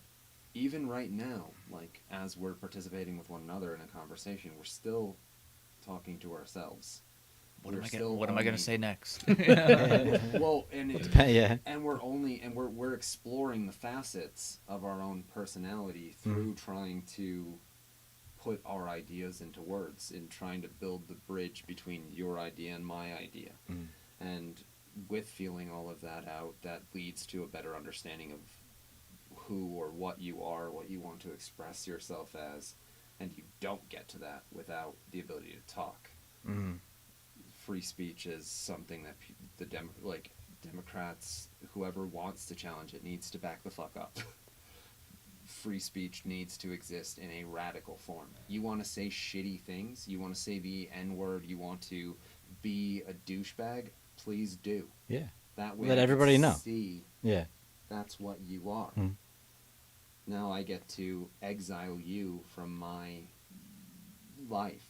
Mhm. Whereas if those are closeted ideas, you can internalize them, package them in a way rosier package, serve that to me, I eat it, and next thing you know I have some of these ideals that are linked to and founded in a dark place, but I don't understand where they came from. Just that I now have a weird feeling towards a certain thing.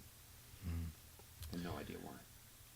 Well, I'd like to demonstrate my free speech right now and let everyone know that whoever did that sticky